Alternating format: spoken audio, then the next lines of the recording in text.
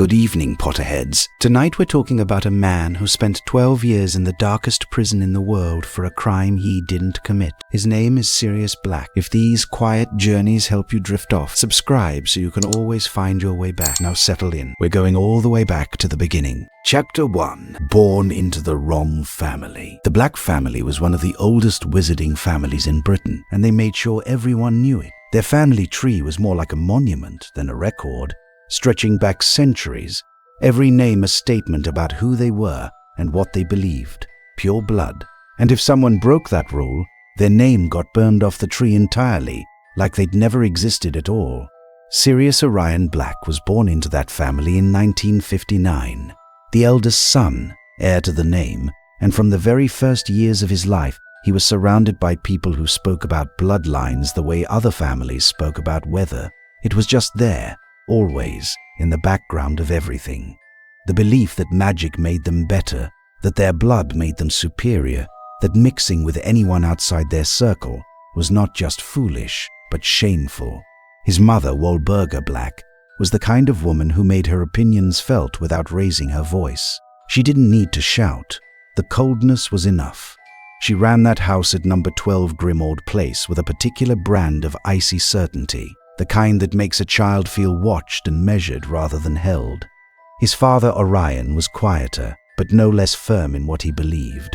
Together they were a united front, and Sirius and his younger brother Regulus grew up inside that front, expected to absorb it, become it, continue it. For Regulus, that eventually happened. He grew into the family's expectations the way a younger child sometimes does, finding safety in belonging, in meeting the standard rather than fighting it. Sirius went the other way entirely, and nobody who knew him seemed particularly surprised about that in hindsight, even if they hadn't seen it coming at the time. The house itself was part of it. Grimmauld Place was dark in a way that had nothing to do with lighting. Heavy curtains, mounted elf heads on the walls, a portrait of Walburga that screamed if disturbed. Every corner of it said, "This is what we are, and you will not deviate." Growing up inside that was either going to make you conform completely, or make you want to run the moment you were old enough to go anywhere at all. Sirius was different from early on, and not in small ways. He was loud where they wanted quiet, curious where they wanted certainty, drawn to people and ideas that his family would have found embarrassing at best and scandalous at worst. The charm was natural, effortless, the kind that makes people want to be around you without you having to work for it. He had that quality even as a boy, some warmth that didn't quite belong in a house built around coldness. He wasn't performing rebellion, not at first anyway. He just genuinely didn't believe what they believed. He looked at the ideas his family held so tightly and felt, almost instinctively, that they were wrong. That's an unusual thing for a child to do, to sit inside a worldview that surrounds them completely and decide it doesn't apply to them. Most kids absorb what they're given. Sirius looked at what he was given and quietly set it aside. The tension in that house must have been constant, even if it stayed mostly beneath the surface for the early years.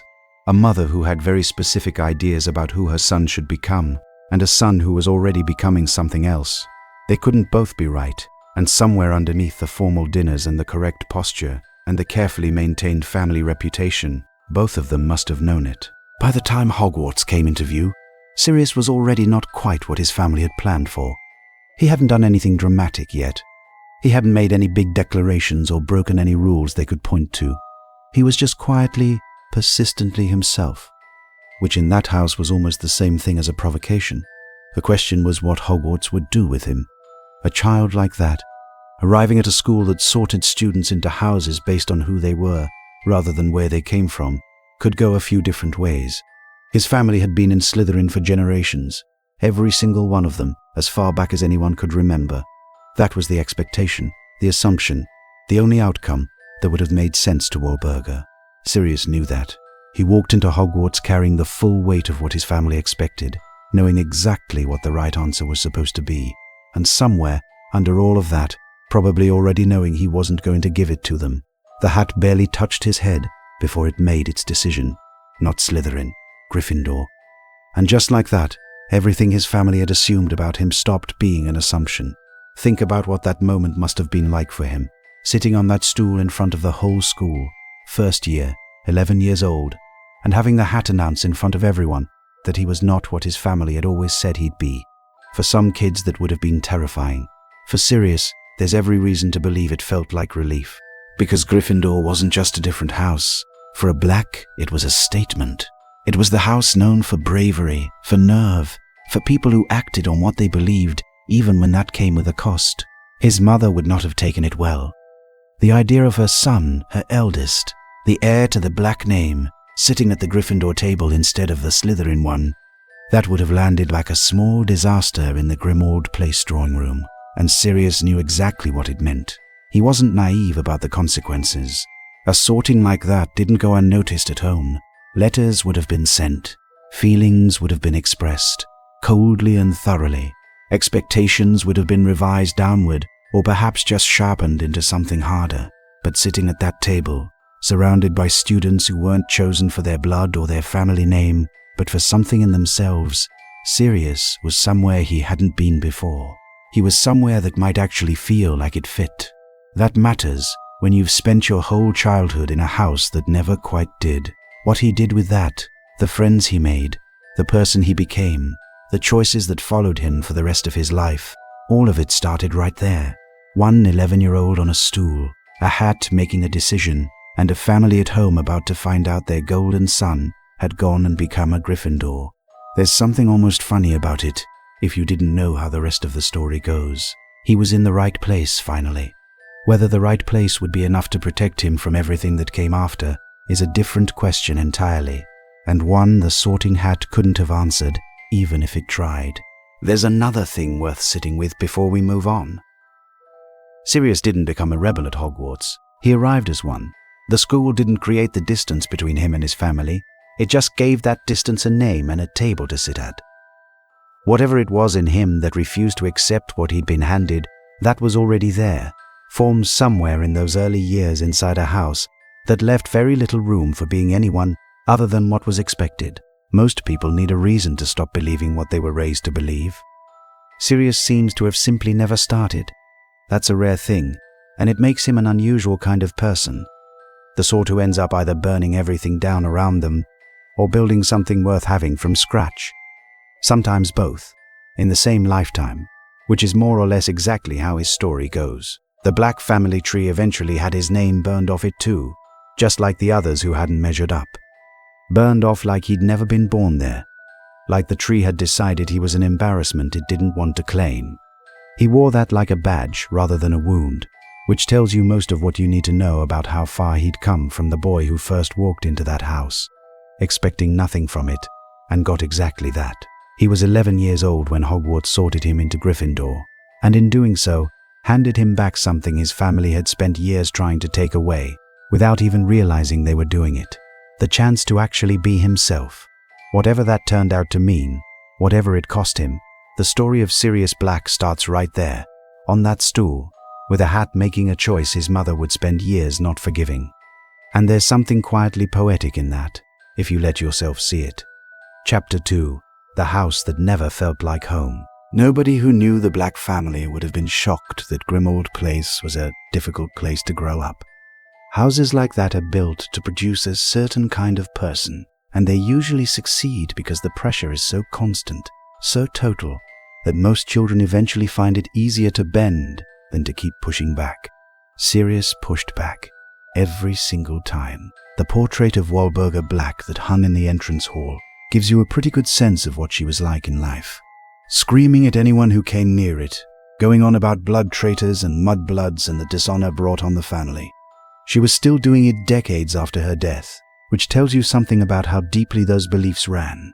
Growing up with the real version of that, not a portrait, but an actual person, in the same house, every day, must have been exhausting in a way that's hard to fully imagine. Sirius dealt with it partly through humor, which was a trait that would define him his whole life, and partly through a kind of stubborn refusal to engage that probably drove his parents up the wall. He didn't argue back constantly, he just didn't comply. There's a particular kind of quiet defiance in that, the refusal to give someone the reaction they're looking for, and it's often more maddening than a full-blown argument. His room at Grimmauld Place became a kind of private rebellion. He covered his walls with things his family would have hated: Gryffindor banners, posters of Muggle motorcycles, anything that made the space his own rather than theirs.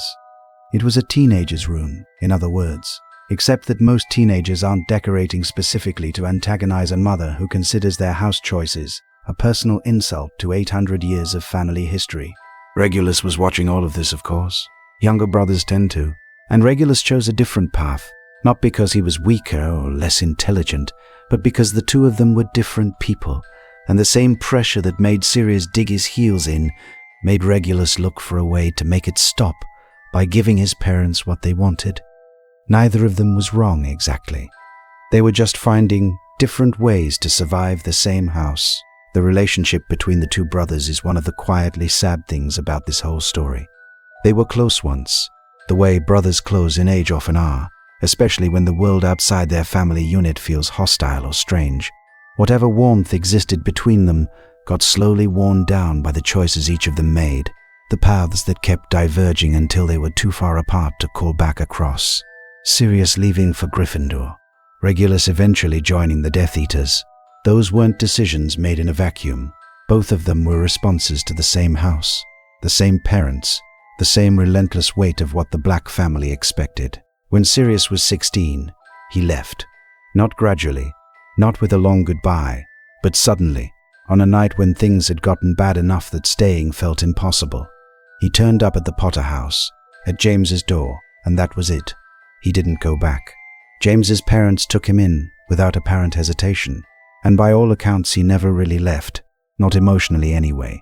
The Potters became what his family had never quite managed to be for him. His family's response was predictable. His name got burned off the tree. The heir, the eldest son, the one who was supposed to carry the name forward, erased. Some families do that to hurt you. Some do it because they genuinely believe you've made yourself unworthy of being claimed. With the Blacks it was probably both. The punishment and the belief folded into the same act. Sirius seems to have processed that as a kind of freedom rather than a loss. Which makes sense, given what being on the tree had meant. If the price of belonging to a family is becoming someone you can't stand to be, then getting burned off starts to look less like rejection and more like escape. But it wasn't entirely clean, that escape. It never is. You can leave a house and still carry it with you, in the way you react to certain things, in the particular shape of what you're afraid of, in the habits of self-protection you pick up from years of living somewhere that required them. Sirius carried Grimmauld Place with him in ways he probably didn't always see clearly. The bravado, the sometimes reckless disregard for consequences, the deep need to be loved by people who actually chose to love him rather than people who were simply related to him. All of that came from somewhere. It came from a house that told him, repeatedly and in various ways, that who he actually was wasn't good enough. And the thing about being told that early and often is that it doesn't just go away because you move out. He was 16 when he left Grimmauld Place, and in some ways he spent the rest of his life trying to put enough distance between himself and everything that house represented. He mostly succeeded, which is genuinely impressive, but the distance was never quite total, and the house was waiting for him when he eventually came back to it, decades later, under circumstances nobody would have chosen. What's strange about the Black family, looking at it from the outside, is how thoroughly it failed at the one thing it was trying to do. The whole point of all that rigidity, all those rules and expectations and carefully maintained standards, was to produce children who would carry on what the family stood for. Regulus did, for a while, until he didn't. Sirius never did at all. The house that was supposed to guarantee a certain outcome produced two sons who both ended up, in very different ways, working against everything it valued. That's the thing about building your entire identity around making other people into something specific. Sometimes they become it, and sometimes they spend the rest of their lives becoming its opposite, loudly and deliberately, just to prove they could. Sirius Black was very much the second kind.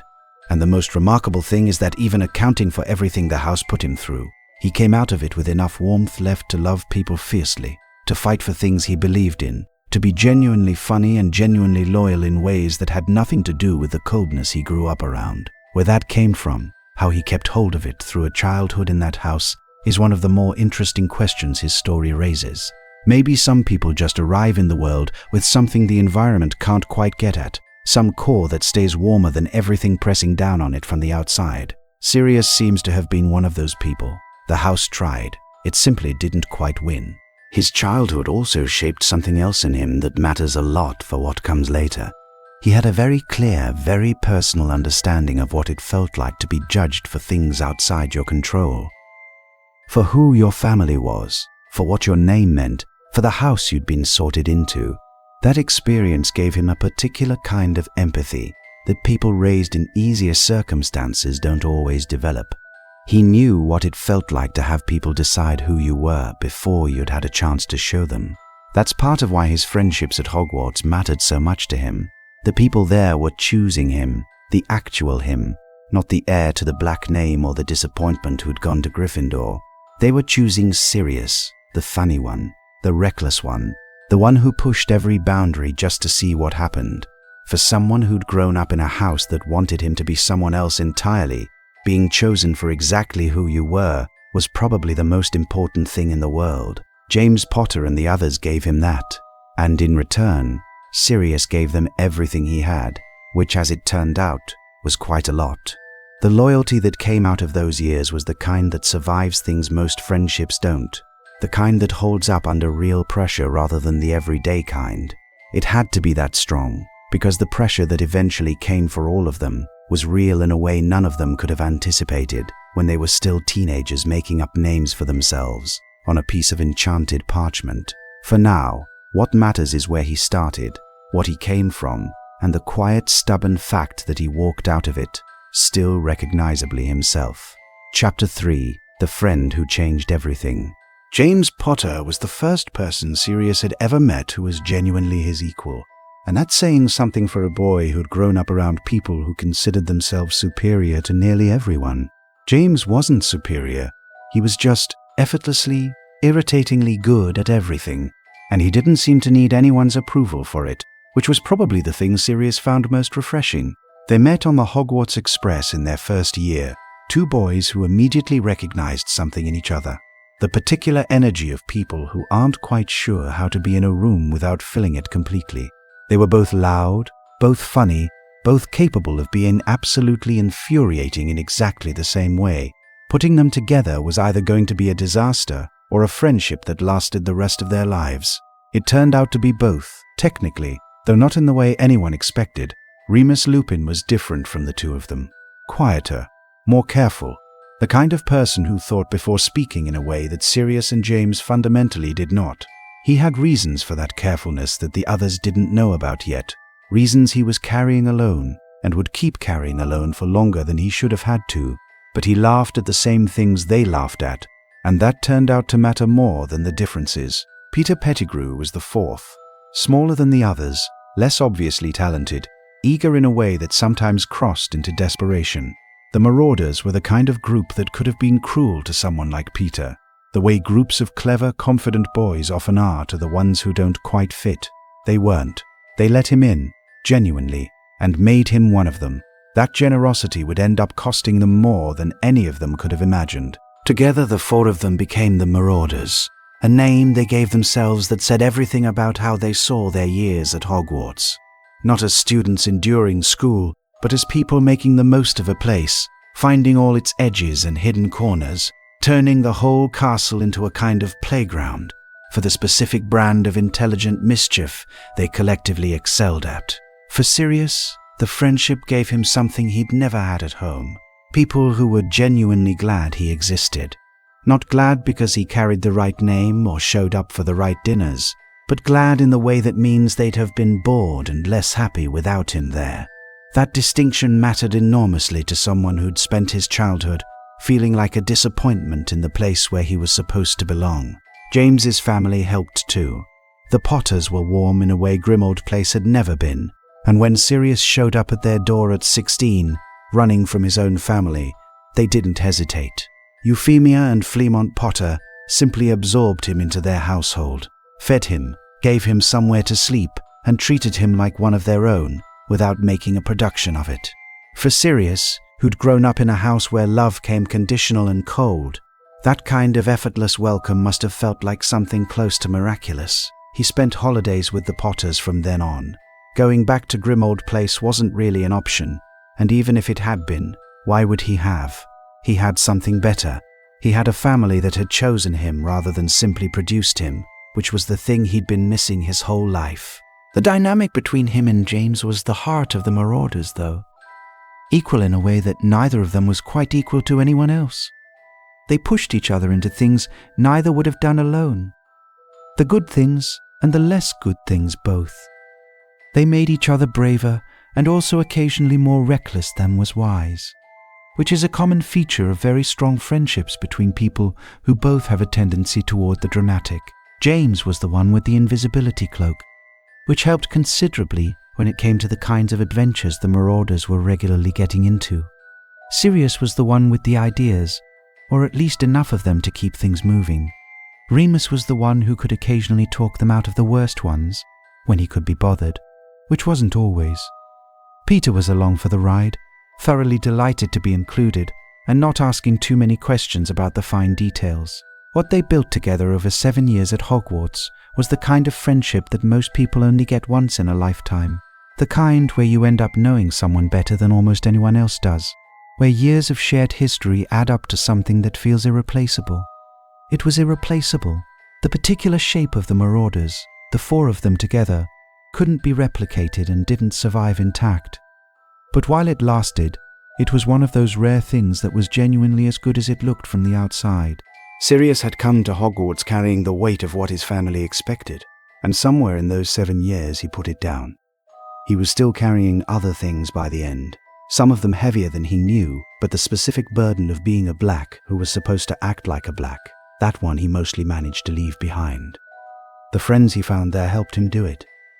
And that might be the most important thing about this chapter of his life. Not the mischief or the magic, or even the friendship itself, but the simple fact that he finally had somewhere to set the weight down. There's something about the Marauders that gets romanticized in hindsight, which is understandable because the story of 4 best friends making magic maps and sneaking around a castle is genuinely charming. But they were also teenagers, and teenagers do thoughtless things, and some of what the Marauders did was thoughtless in ways that had real consequences for real people. Sirius most of all. There was an incident in their 5th year that doesn't get talked about enough when people tell this story fondly. Sirius, angry or bored or both, told Severus Snape how to get past the Humping Willow on a full moon night. Remus was a werewolf. If Snape had gone down there unprepared and encountered Remus mid-transformation, he could have died. James found out and stopped it in time, but the fact that Sirius did it at all is important. He wasn't simply a lovable rebel. He could be genuinely reckless with other people's safety when his temper or his impulses got ahead of him. He knew it eventually. The remorse over that incident was real, even if it took him longer than it should have to fully sit with it. And knowing your own worst qualities isn't the same as having fixed them, which is something Sirius would have to learn more than once across his life. But even with all of that, the friendship held. It held through 5 years of school, through the war that came after, through choices made and secrets kept, and things none of them could have predicted when they were sitting together in the Gryffindor common room with the map spread out in front of them. That's not nothing. The friendship was real, whatever complicated things lived inside it. And for Sirius, whose family had given him very few real things to hold on to, it mattered more than he probably ever said out loud. 7 years is a long time to be somewhere, long enough to become a version of yourself that fits a place rather than fights it. Hogwarts did that for Sirius in a way Grimmauld Place never could have. He arrived unsure of who he was allowed to be, and he left knowing exactly who he was, for better and for worse. The Marauders were the main reason for that. James and Remus and even Peter, each of them in their own way, helped him figure it out. And then school ended. The real world was waiting, and the real world in 1978 was not a comfortable place to step into. Voldemort's power was growing. People were dying. The choices that had seemed abstract during school, which side are you on, what are you willing to do, what are you willing to lose, were suddenly very concrete and very urgent. The Marauders didn't hesitate. They joined the Order of the Phoenix as soon as they were out of school, barely adults, stepping into a war that had been building for years. They had their friendship, their talent, their loyalty to each other. Most of them were wrong about how ready they actually were, but none of them knew it yet. That's almost always how it goes with the young ones who walk into wars. Chapter 4. 2 different boys. 2 different paths. The Marauders map started as a practical problem. 4 boys who wanted to move around a heavily patrolled castle without getting caught needed to know where everyone was at all times. Teachers, prefects, Filch, all the various obstacles between them, and whatever they were planning. The solution they came up with was extraordinary. Genuinely one of the more remarkable pieces of magic any students had produced at Hogwarts in a long time, though they would never have framed it that way themselves. Creating it required each of them to become an animagus first, at least partly, and that's the piece of this story that tends to get glossed over because the map itself is so interesting. Becoming an unregistered animagus is not a minor thing. It's difficult, dangerous magic that takes years to master, and doing it illegally, as teenagers, without any adult supervision, is the kind of thing that would have ended their time at Hogwarts if anyone had found out. They knew that and did it anyway, which says something about how seriously they were taking Remus's situation, because that's why they did it. Remus was a werewolf, and a werewolf alone during a full moon transformation is dangerous, to himself and to anyone who might wander too close. But a werewolf surrounded by other animals, friends who had taken animal form, was calmer, more grounded. The transformation was still there, but the worst of it could be managed, or at least contained, by having his friends nearby. The Animagus project was, at its core, an act of loyalty towards someone who hadn't asked for what he was carrying and couldn't put it down. James became a stag. Sirius became a large black dog. Peter became a rat. And Remus, who couldn't control when or how he transformed, got to spend those difficult nights with people he loved rather than alone. That matters a lot. The monthly transformation was still painful, still frightening, still something Remus hated about himself, but the loneliness of it was taken away by 3 people who thought he was worth going to considerable trouble and risk for. Sirius took to the dog form in a way that seemed almost appropriate to people who knew him.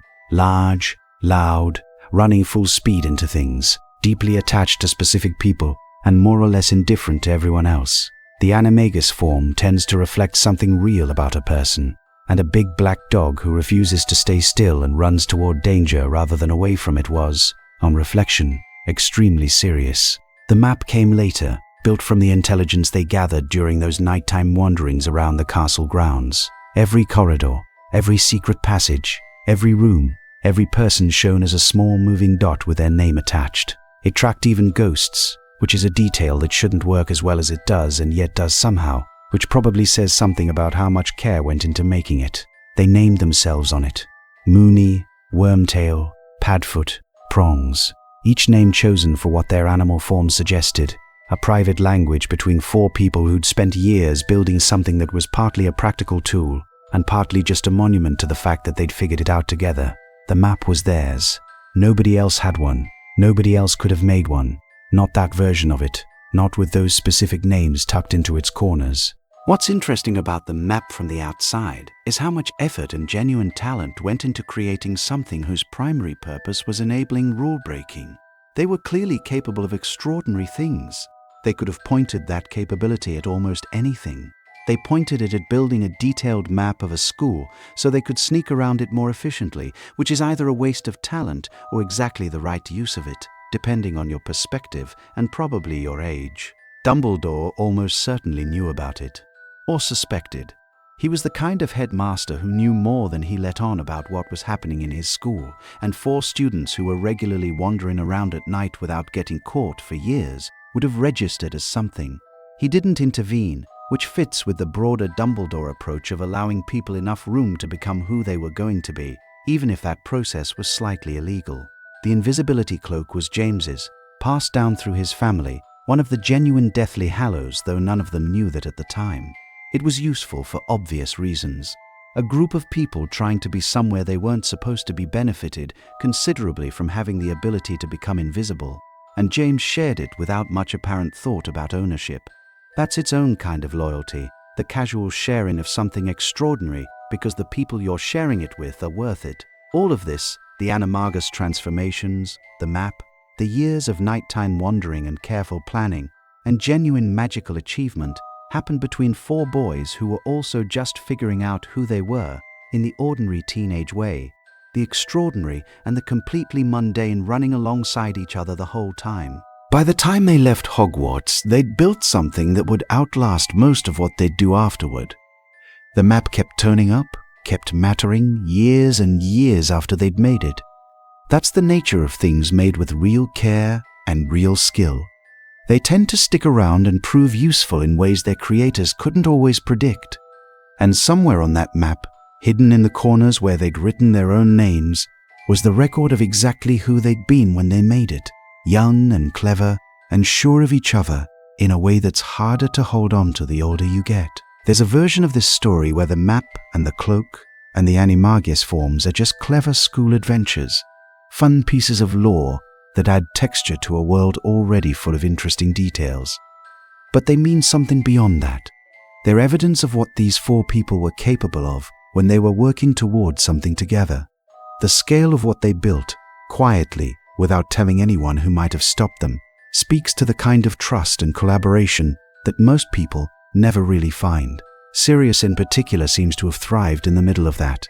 He was the kind of person who needed people to work against something with, who got sharper and more alive when there was a puzzle to solve or a wall to get around.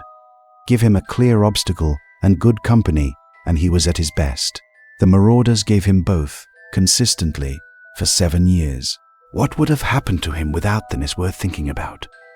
Without James pulling him sideways into something better than what his family had planned, without Remus's quiet steadiness to occasionally balance out the recklessness, without even Peter's obvious enjoyment of being included, Sirius Black might have remained more or less the rebellious black heir with nowhere useful to put all that energy.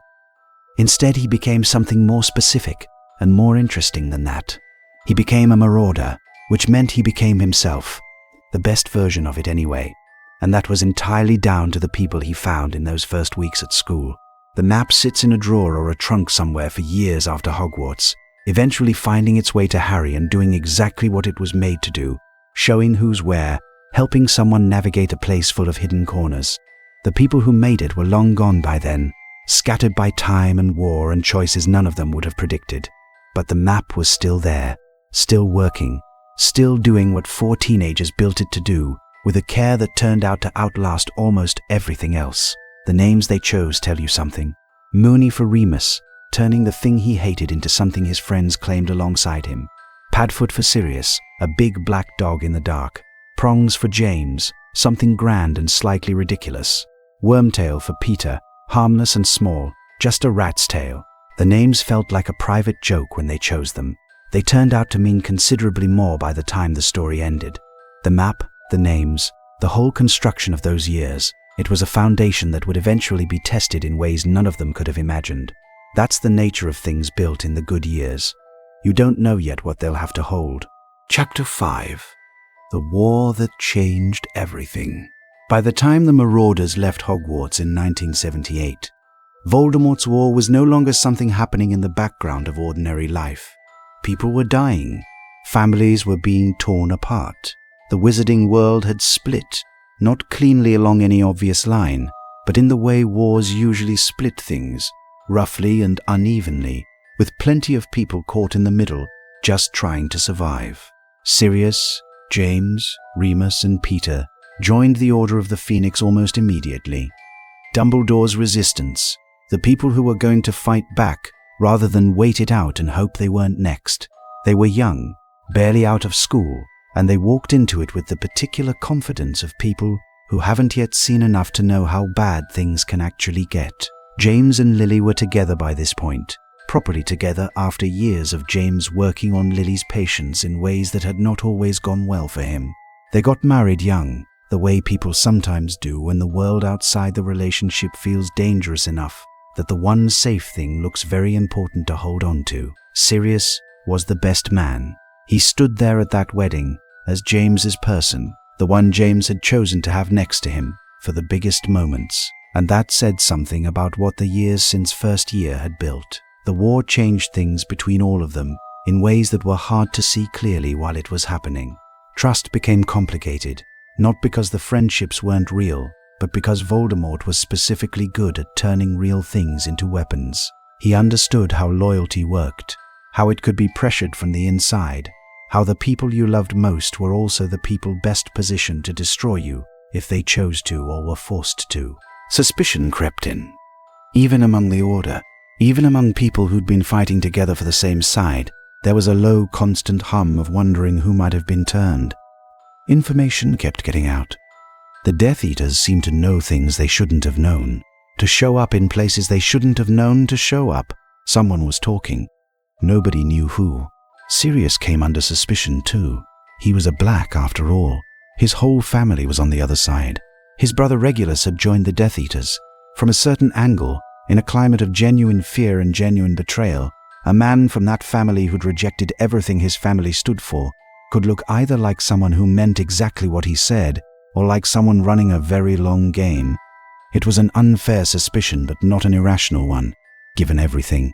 He knew people doubted him. He didn't handle it particularly well, because handling it well would have required a patience that wasn't really in his nature, but he understood it intellectually. He was also doing his own doubting, looking at the people around him and trying to figure out who could be trusted, which is a grim way to spend your early 20s among your closest friends. The decision that would define the rest of his life came out of that climate of fear. James and Lily went into hiding with their son Harry, protected by the Fidelius charm, a piece of magic that hid a person's location inside the soul of a secret keeper, making it impossible for anyone else to find them unless the secret keeper chose to reveal the information. The original plan was for Sirius to be the secret keeper. It was the obvious choice. He was James's person, the one who'd been beside him for everything. At the last minute, Sirius suggested a switch. Not Sirius as the secret keeper, but Peter. The reasoning made sense on the surface. Everyone knew how close Sirius and James were. Voldemort would go for Sirius first if he wanted the location, because that's where logic pointed. Peter was the unexpected choice, the one nobody would think to pressure, the one who seemed too small and too ordinary to be trusted with something that important. The misdirection was the point. Make the obvious person the decoy and hide the real secret somewhere less obvious. James agreed. Lily agreed. Peter agreed. Sirius, confident in the logic, let it happen. And it was the worst decision of his life. Because Peter wasn't a friend. He hadn't been. Not really. Not in the way the rest of them had. He was someone who had spent years being included by people more capable than him. And that inclusion had felt like warmth. But underneath it he was afraid. And afraid people do things that braver people don't. Peter had already gone to Voldemort. He was already passing information. The switch to making him the secret keeper didn't protect James and Lily. It handed them directly over. Sirius didn't know any of this. He walked out of that conversation believing he'd been clever, that the misdirection would work, that the people he loved were safer because he'd thought one move ahead. He found out the truth on the worst night of his life, and it had already been too late to change anything for hours by the time he understood what had happened. How do you live with that? The question isn't rhetorical. He had to figure out an answer to it, in circumstances that would have broken most people, and what he found on the other side of it is the part of his story that says the most about who he actually was. The night Voldemort went to Godric's Hollow, Sirius was somewhere else entirely. He was already on his way to check on Peter, something pulling at him, some unease he couldn't quite name. By the time he got there, Peter was gone. And when Sirius got to Godric's Hollow, James and Lily were dead. The house was in ruins. Harry was alive, but the people who'd been his family, the people he'd loved most in the world, were gone. What happened next moved fast. Sirius tracked Peter down in the street, confronted him. Peter, cornered, did something that Sirius should probably have anticipated but didn't, because the scale of it was so extreme that anticipating it would have required imagining a level of desperation and cruelty he hadn't quite assigned to the person he thought he knew. Peter blew up the street, 12 muggles dead, cut off his own finger and disappeared in rat form, leaving Sirius standing in the rubble while Ministry wizards arrived and added everything up in the most obvious and wrong way possible. Sirius Black, standing in a destroyed street, laughing. That's what people reported. Not weeping, not screaming, but laughing. A broken kind of laugh that only makes sense if you understand that at that particular moment he'd crossed some threshold past which ordinary grief couldn't reach anymore. The ministry decided they understood what had happened. A black, standing over dead bodies, laughing. It made a kind of sense to people who didn't know him at all and only saw the name and the circumstance. He was arrested. He was sent to Azkaban. He was given no trial, which was a crime in itself, a failure of the same system that was supposed to be protecting people. But in the chaos after Voldemort's fall, it happened fast and without nearly enough scrutiny.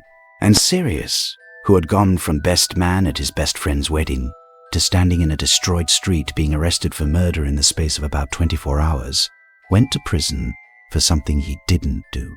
The cruelty of the timing is almost too much to hold.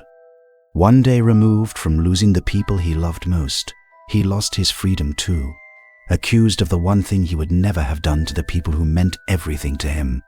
There was no one left who knew the truth. No one left who could speak for him.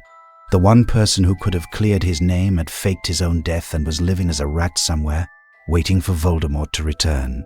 How do you sit in that cell and hold on to yourself when the one thing keeping you sane also carries the full weight of what your innocence cost? Sirius found a way. That he found a way at all is the most remarkable thing about him. He survived Azkaban by holding on to his innocence the way you hold onto a rope in dark water. Not because it felt good, it didn't. But knowing he hadn't done it was a fact, not a feeling, and the Dementors could drain your happiness but they couldn't take a fact. He stayed sane by staying angry, by holding the one true thing he had left. 12 years. That's how long. 12 years while the world rebuilt itself and moved on. 12 years while Peter lived as a rat and waited. More remarkable, honestly, than anything else this story gives him credit for. Chapter 6. The Marauders. 4 boys, 1 map, 12 years of friendship, and a war that scattered them like leaves. That's the short version of what the Marauders were. The longer version is harder to hold in one hand because it keeps shifting depending on which part of it you're looking at. What they built at Hogwarts was real. The loyalty was real. The laughter was real. The genuine care for Remus that drove them to become Animagi at 15 was completely real and genuinely remarkable. Most teenagers don't take on illegal, dangerous magic for years just so a friend can feel less alone once a month. They did.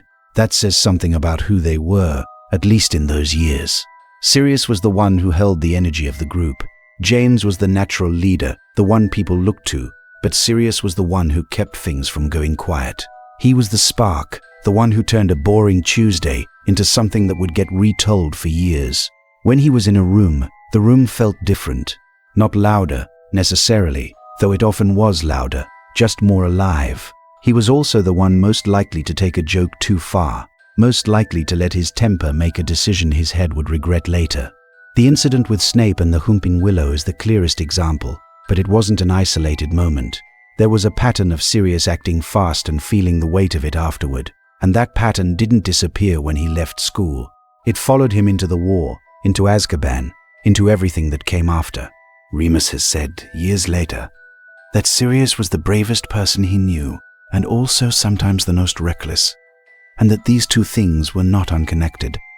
The same instinct that made him run toward danger when other people were still deciding whether to move was the instinct that occasionally ran him into trouble that could have been avoided with 10 more seconds of thought.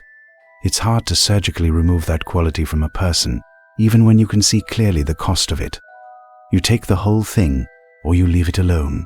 Peter is the part of the Marauders' story that sits uncomfortably in the chest, because the betrayal was so total that it forces you to ask uncomfortable questions about what was actually happening in those years.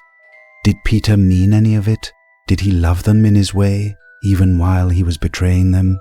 Was the fear that led him to Voldemort so overwhelming that it cancelled everything? Or was there always something hollow at his center that the others simply chose not to see? Sirius never forgave him. Not really. He understood the mechanics of what Peter had done, had years in Azkaban to turn it over from every angle, but understanding something and forgiving it are different categories entirely. Peter had handed James and Lily to their deaths. That's not the kind of thing that gets filed under disappointment. It sits in a category of its own, without a word that fully covers it.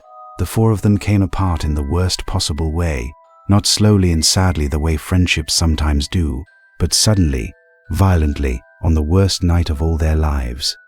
James and Lily died, Harry survived, Peter vanished, Sirius went to prison, and Remus was left, the one who hadn't been there, the one who found out after the fact, left to grieve all four of them at once, the dead, the disappeared, and the one everyone believed had done it. Years later, when Sirius escaped and Harry found out who he was, there was a version of the Marauders briefly in the same room again.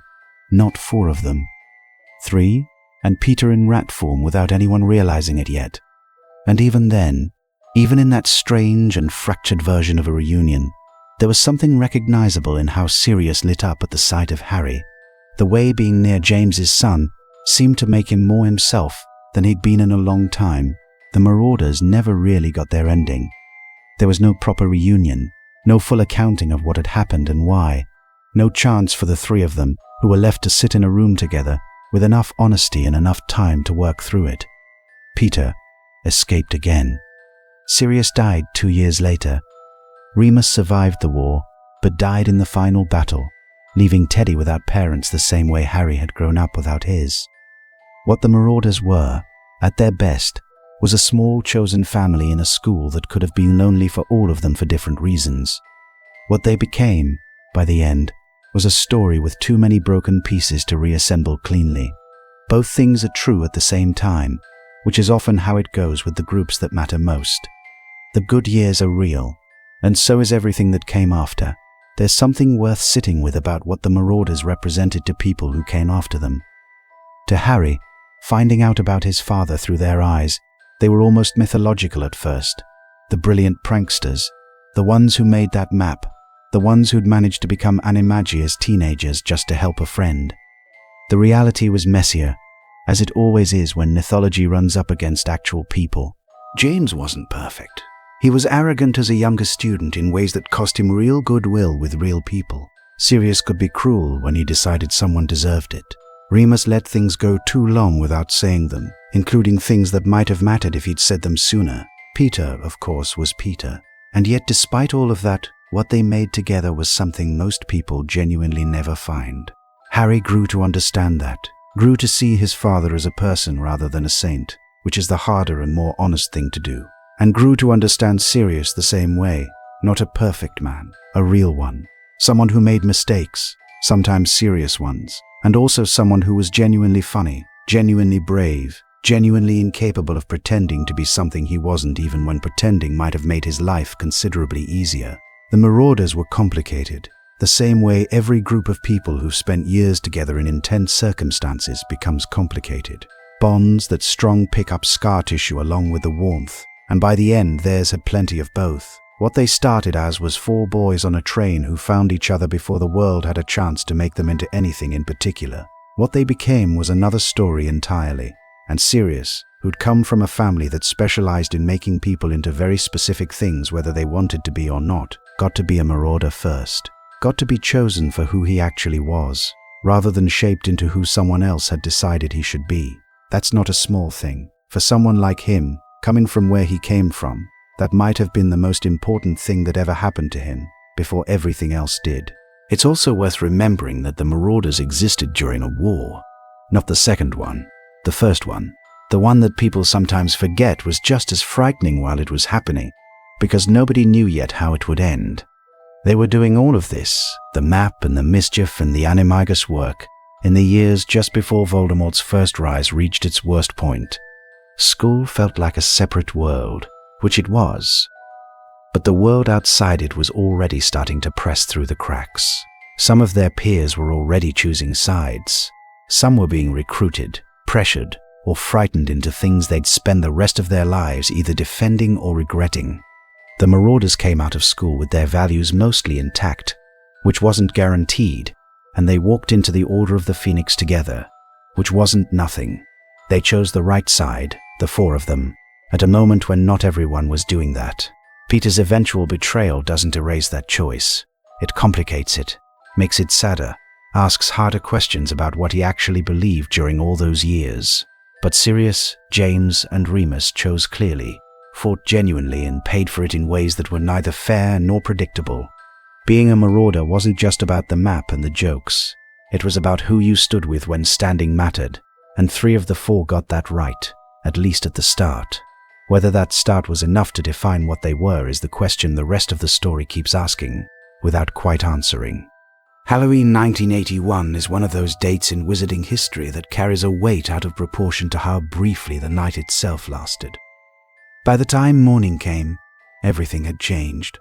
Voldemort was gone, Harry Potter was alive, James and Lily were dead, and Sirius Black was standing in a destroyed street, surrounded by ministry officials who had already decided what they were looking at. He hadn't slept. He'd spent the hours after learning about Godric's Hollow moving on instinct, the kind of raw, unfocused energy that takes over when grief arrives faster than the mind can process it. He'd gone to the house, he'd seen what was there, and then he'd gone looking for Peter, because somewhere underneath the shock, the one clear thought he had was that Peter was the only person who could have done this.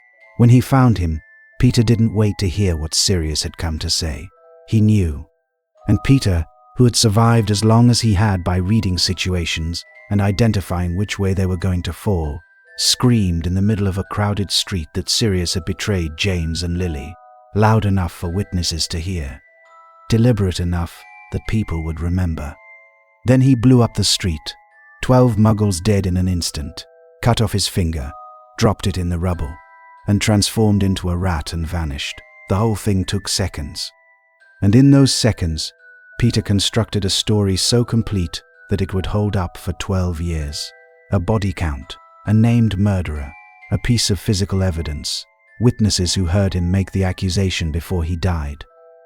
From the outside, standing in that street with the smoke still clearing, Sirius looked exactly like what Peter wanted him to look like. Ministry Aurors arrived. They saw a man from the Black family, notorious Death Eaters almost to a member, standing in the wreckage of a street where 12 muggles had just died. The man was laughing. Not laughing the way guilty people laugh when they've gotten away with something, but laughing the way people sometimes do when reality has finally departed so completely from anything they could have prepared for that the ordinary responses stop working. Shock laughter, grief that comes out sideways. But you can't explain that distinction to people who've already made up their minds. He was arrested on the spot, taken to the ministry. And at that point, something happened that should be talked about more than it usually is, which is that he was given no trial, no hearing, no formal process, no moment where he could stand up and say, "Wait, let me tell you what actually happened." The post-war chaos, the jubilation of Voldemort's fall, the overwhelming need to close the book on the terror of the previous decade, all of it meant that due process got quietly buried under the weight of an obvious-looking answer. Bartemius Crouch Sr., who was in charge of prosecuting Death Eaters at the time, was known for sending people to Azkaban without going through the formalities that were supposed to protect the innocent. He did it in other cases too. Sirius was one of them. No trial, no opportunity to speak. Just a destroyed street, 12 dead muggles, and everyone too relieved about Voldemort's fall to look any harder at the details. Sirius was 21 years old when he went to Azkaban. Let that sit for a moment. 21. He'd been out of school for 3 years. He'd watched his best friend get married and become a father. He'd fought in a war. He'd lost more in a single night than most people lose across a lifetime. And then, without a trial, without a chance to say a single word in his own defense, he was put in a prison designed to drain the happiness out of every living thing inside it. The Dementors at Azkaban don't distinguish between the guilty and the innocent. They don't read the case files. They don't care that the man in cell 12 was framed by the man he was supposed to have murdered. They just take what's there, the memories, the warmth, the capacity for any feeling that isn't despair, and leave what's left behind. For most prisoners, that process breaks them within years. Sirius survived it for 12. The question of how, the specific mechanics of what he held on to when everything else was being taken, is part of what makes his story genuinely remarkable. Not the escape, impressive as that was. The surviving. Because surviving 12 years in Azkaban isn't just about physical endurance. It's about finding something inside you that the Dementors can't quite reach. and then holding on to it so tightly for so long that your hands don't know how to let go even after you're out. He found that thing. He held it. And when the time finally came, he used it to walk out of a place that had never been designed to release anyone. The thing about being wrongly convicted of something is that it creates a particular kind of anger that doesn't have anywhere useful to go. The people who put you there aren't accessible from a cell. The person who actually did it is hiding somewhere as a rat. The world outside has moved on, decided the case is closed, filed your name under Death Eater, and stopped thinking about you. And you're in there with the Dementors, who pull out every painful memory you have and make you relive it in the cold. Most people would break. A lot of people did break in Azkaban, in far less time and under far less specific horror. Sirius didn't. And the reason he didn't is one of the more quietly interesting things about him. He held onto his innocence as a thought rather than a feeling. Feelings get eaten by Dementors.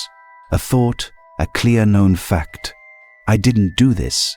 He kept that, separate somehow, kept it in a part of himself they couldn't quite reach. He also had the dog form.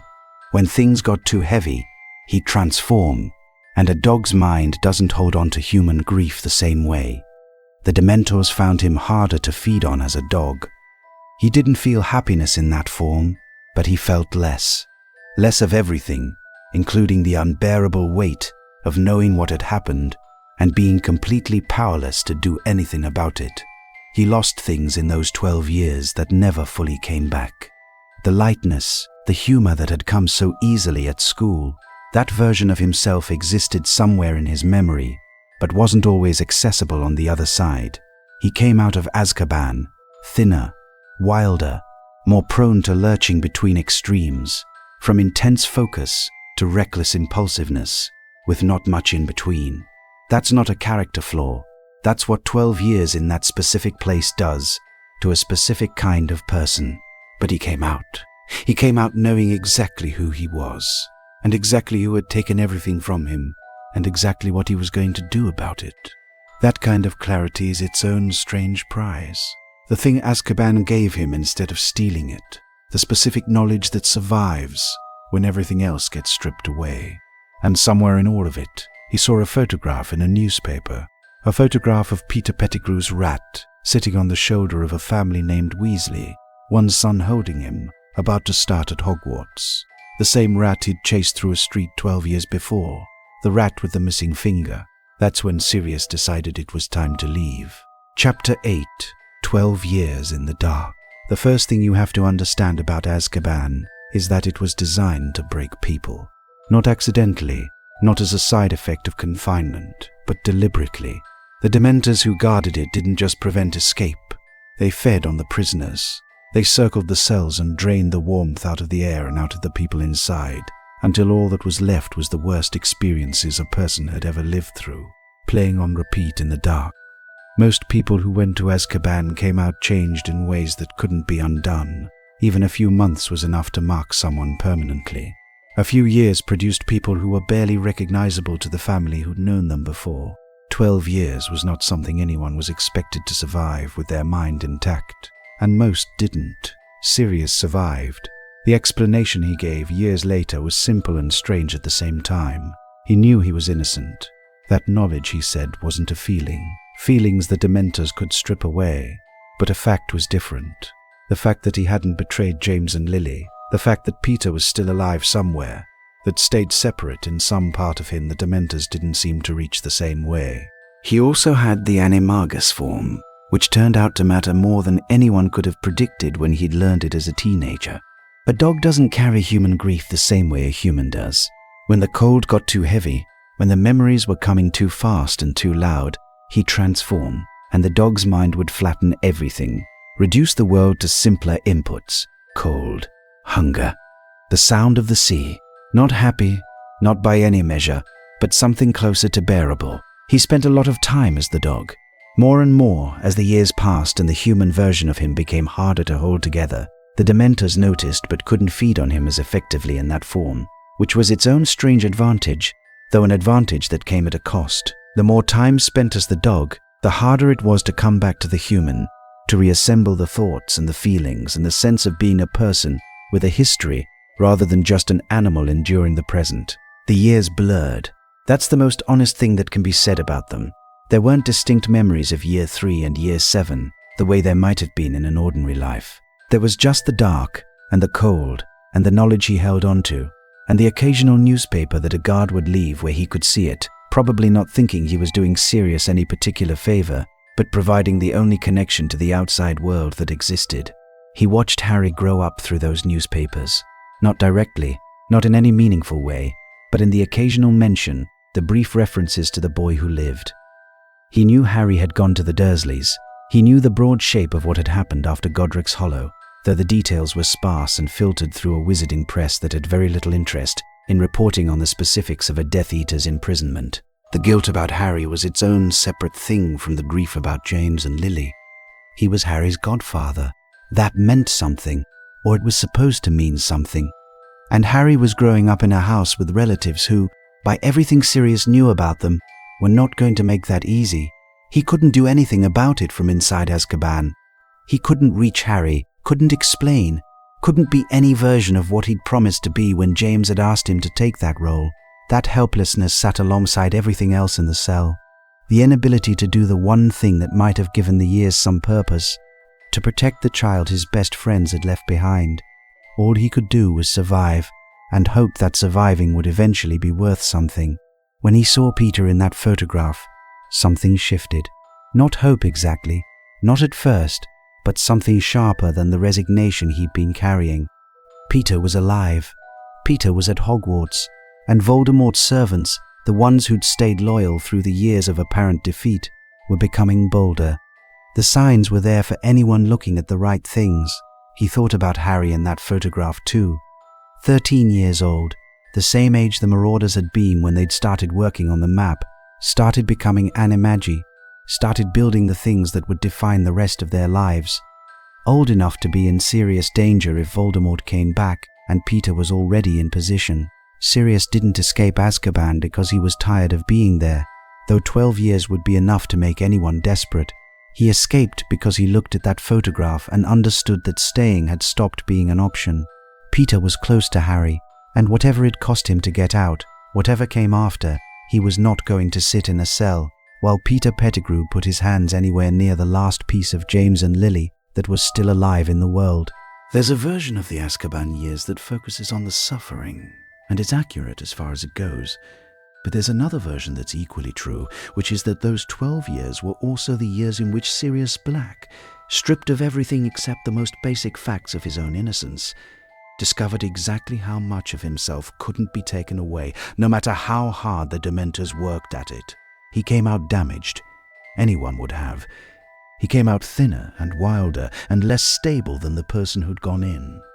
The humor was still there, but it came out differently now, sharper sometimes at the wrong moments. The recklessness, which had always been there, was worse, because 12 years without consequence had recalibrated his sense of what consequences actually felt like. But he came out. He came out knowing exactly who he was, and exactly who had taken everything from him, and exactly what he was going to do about it. That kind of clarity is its own strange prize, the thing Azkaban gave him instead of stealing it, the specific knowledge that survives when everything else gets stripped away. Most people carry their sense of self loosely, propped up by routine and relationships and the ordinary texture of days. Sirius had none of that for 12 years. What remained when all of it was gone was something harder, more specific, less easy to shake. He'd found out what he was made of in the worst possible laboratory for the experiment. He just hadn't had a chance yet to do anything with what he'd found. That changed the day he got out. And everything that followed, every choice he made in the remaining 2 years of his life, came directly from the person those 12 years had made him. For better, and for worse, and for everything in between. What he wanted underneath everything was what he'd wanted before Azkaban. To be near the people he loved, to protect them, to be the person he'd said he would be when James had asked him to be Harry's godfather. 12 years of being unable to do any of that hadn't changed the wanting. It had just compressed it into something more urgent, more volatile, more likely to lead him somewhere faster than was wise. That urgency would drive him for the rest of his life, right up to the last moment of it. Sometimes it led him toward exactly the right thing. Sometimes it led him somewhere he shouldn't have gone. But it came from the same place it always had, from love, from loyalty, from the specific refusal to let the people he cared about face things alone that had been the best part of him since he was 11 years old on a train to school. 12 years in Azkaban couldn't take that. Nothing could, which is either the most hopeful thing about him or the most heartbreaking thing, depending on where you're standing when you look at it. He swam out in dog form, across miles of freezing water, and made it to shore somewhere along the Scottish coast. Nobody knew he was out yet. The moment they found out, his face would be on every newspaper in Britain. He had a head start, barely, and he used it the only way that made sense, by staying in dog form, moving north, and getting to where he needed to be before anyone worked out where that was. And for now, that was Hogwarts. Toward Peter, toward Harry, toward whatever came next. Nobody had ever escaped from Azkaban before. That was the point of it. The Dementors weren't just guards. They were the walls themselves, feeding on anyone who tried to maintain the hope or the will or the focused clarity that escaping would have required. The fortress worked because the prisoners stopped being the kinds of people capable of planning. By the time most of them had been there long enough to consider trying, they didn't have enough left to try with. Sirius had been in there for 12 years, and he still had something the Dementors hadn't managed to take. Not much, and not in good condition, but enough. The innocence he'd kept as a fact rather than a feeling, the dog form that gave him somewhere to go when the cold got too heavy, and the photograph that finally gave him a reason that outweighed every other consideration. He'd been thin for years, but by the time he made his decision, he was thin enough that the bars of his cell, in dog form, were passable. That's not a plan that emerges overnight. You don't just notice one morning that you've lost enough weight to slip through iron bars. He'd been watching, measuring, staying in the dog form partly because it was bearable, and partly because he understood, on some level, that it might eventually matter how small that form could get. The Dementors glided past without triggering on him as strongly in the dog form, which was the other piece of it. A human mind full of memory and grief and guilt and complicated emotion was a feast. A dog's mind, simpler, flatter, less rich in the specific textures the Dementors fed on, was less interesting. He wasn't invisible to them in that form. He just wasn't their preferred meal. And on a day when they were distracted, when the current was right and the opportunity was there, he moved. He swam. Miles of freezing water between Azkaban and the mainland, water cold enough to kill a person in minutes if they're not moving, cold enough to make every stroke feel like the last one. He made it. The body that had been surviving on whatever the prison gave him somehow found reserves he probably didn't know he had, because the alternative was not making it, and not making it meant Peter stayed close to Harry, and Voldemort stayed gone for another season while the pieces kept moving into position without anyone doing anything to stop them. On the Scottish coast, wet and thin and free for the first time in 12 years, he would have needed to think. What now? He had no wand. His wand had been taken on the night of the arrest, and he'd never gotten it back. He had no money, no shelter, no way to contact anyone who'd believe him about anything, and a face that was on wanted posters across Britain before he'd been out long enough to eat a proper meal. He stayed as the dog, moving north, eating what he could find, avoiding people, sleeping rough in forests and hedgerows, the wizarding world's most wanted fugitive, padding along the edges of Muggle Scotland in the shape of a large black dog, invisible to the people he passed, because they had no reason to look for anything more interesting than a stray. Hogwarts was always the destination. Peter was there, in the form of a rat belonging to one of the Weasley boys. Harry was there, in his 3rd year, old enough to be in real danger if Voldemort came back, and Peter was already positioned to help that happen. Sirius didn't have a complete plan. Plans require more certainty than he had access to, but he had a direction and a reason, which was enough to keep moving. He set up near the grounds, scavenged what food he could, watched. The patience required for that kind of watching would have seemed impossible to the Sirius of 20 years earlier, the one who acted fast and dealt with the consequences later. Something had changed in Azkaban. Not just damage, but also a certain hard-won understanding that you don't always get a second move. And if you only have one, you'd better not waste it. The school continued around him, unaware. Harry was somewhere inside those walls, going to classes and eating dinner and navigating his third year at Hogwarts. Peter was somewhere inside too, living as Scabbers on Ron Weasley's shoulder, waiting in the way that frightened people wait when the thing they've been afraid of seems to finally be getting closer. And Sirius waited too, outside the wards, patient in a way that surprised even himself, watching for the moment when waiting stopped being the right option and moving became the only one. The news that Sirius Black had escaped broke across the wizarding world like a cold wave. Newspapers ran his photograph on the front page, the gaunt face, the hollowed eyes, the wild hair, and beside the photograph a description of him as the most dangerous dark wizard at large since Voldemort himself. They weren't entirely wrong about the danger, just completely wrong about the direction of it. Harry found out on the Hogwarts Express, on the way back to school for his third year. Dementors had been placed around the castle, ostensibly to protect the students from the escaped prisoner. Harry reacted badly to them, worse than any other student, which was partly trauma and partly the sheer volume of genuine horror his life had accumulated that the Dementors could pull to the surface. The teachers at Hogwarts took the threat seriously. Extra precautions were put in place.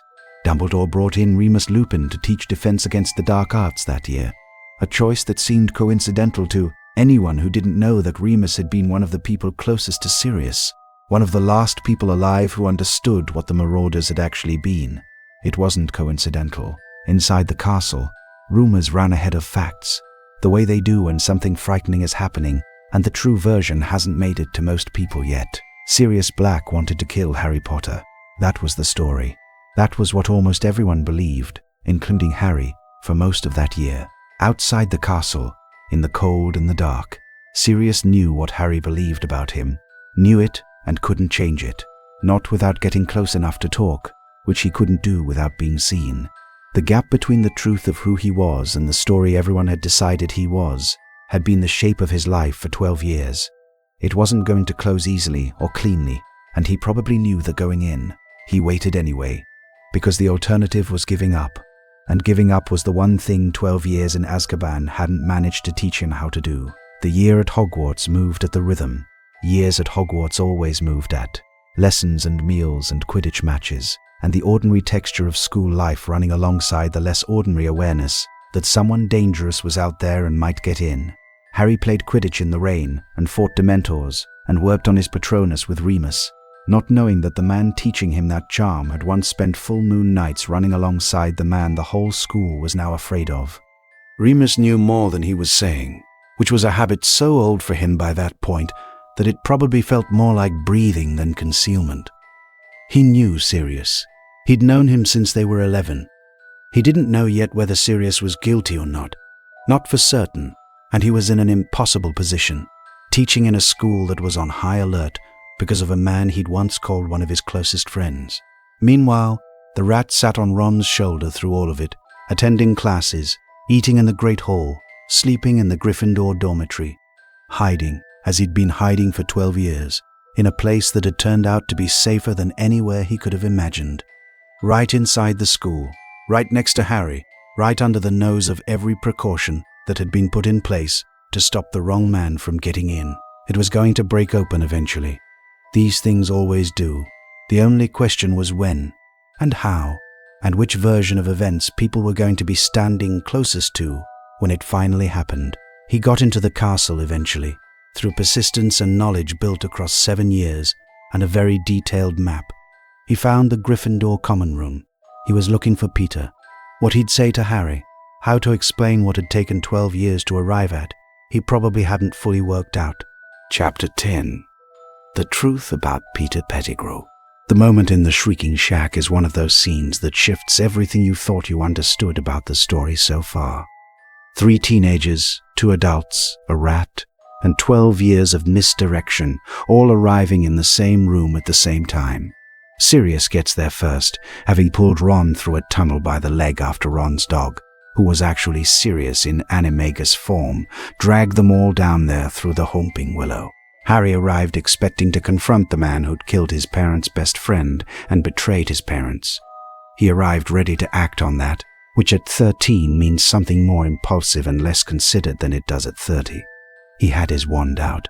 He was prepared to do something he'd have spent the rest of his life regretting, and the only thing that stopped him was Hermione, physically putting herself in the way, and Sirius not fighting back. What Sirius did in that room, under those circumstances, is worth paying attention to. He could have made his case immediately, loudly, with all the desperation of someone who'd been waiting 12 years for exactly this moment. Instead, he waited. He let Remus arrive. He waited for the moment when there was enough calm in the room for someone to actually listen, which required a patience he probably didn't feel, but found anyway. When he finally started talking, what he said was simple. Peter is alive. Peter is the rat. The rat is Peter Pettigrew, who faked his own death and has been hiding in that form for 12 years. And if you force him back into his human shape, you'll see the missing finger, and then you'll understand. Harry didn't believe him. Why would he?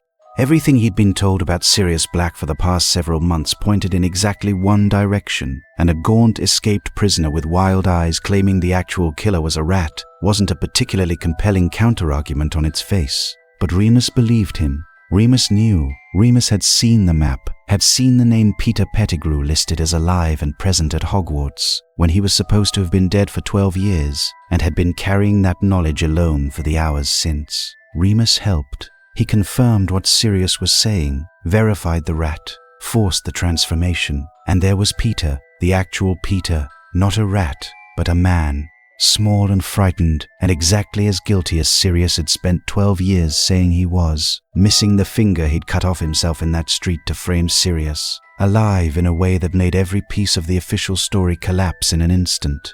Peter immediately started trying to talk his way out of it. He was afraid of Voldemort. He'd had no choice. He'd been threatened, pressured, given no option except to cooperate. All of it possibly true in some narrow technical sense, and all of it completely beside the point because the choices he made had killed 2 people and sent an innocent man to Azkaban for 12 years, and fear of the consequences doesn't undo that. Sirius wanted to kill him. He'd been waiting 12 years to get to this moment, and standing 3 feet from the person who'd destroyed everything and listening to him make excuses would have tested almost anyone beyond their limits. But Harry stopped him, not because Harry had forgiven Peter or decided Peter deserved to live, but because he didn't want Sirius to become a killer on Peter's behalf. He wanted Peter taken to the castle, handed over, his guilt made public, so that Sirius could be cleared properly. That was remarkable, actually. Harry was 13 years old, and he'd just found out the man he'd been terrified of for months was innocent, and his first clear thought was to try to give that man the best possible outcome, the one that cleared his name publicly, rather than just resolve the immediate problem. It's the kind of decision that tells you something about who Harry Potter was, even at that age. They left the shack together, this strange group, with Peter bound and walking ahead of them. For a few minutes, Sirius was free in a way he hadn't been in 12 years, walking in the open air with the truth known and a plan in place and the person responsible for everything in custody. It was the closest thing to the ending the story should have had. Then the moon came out.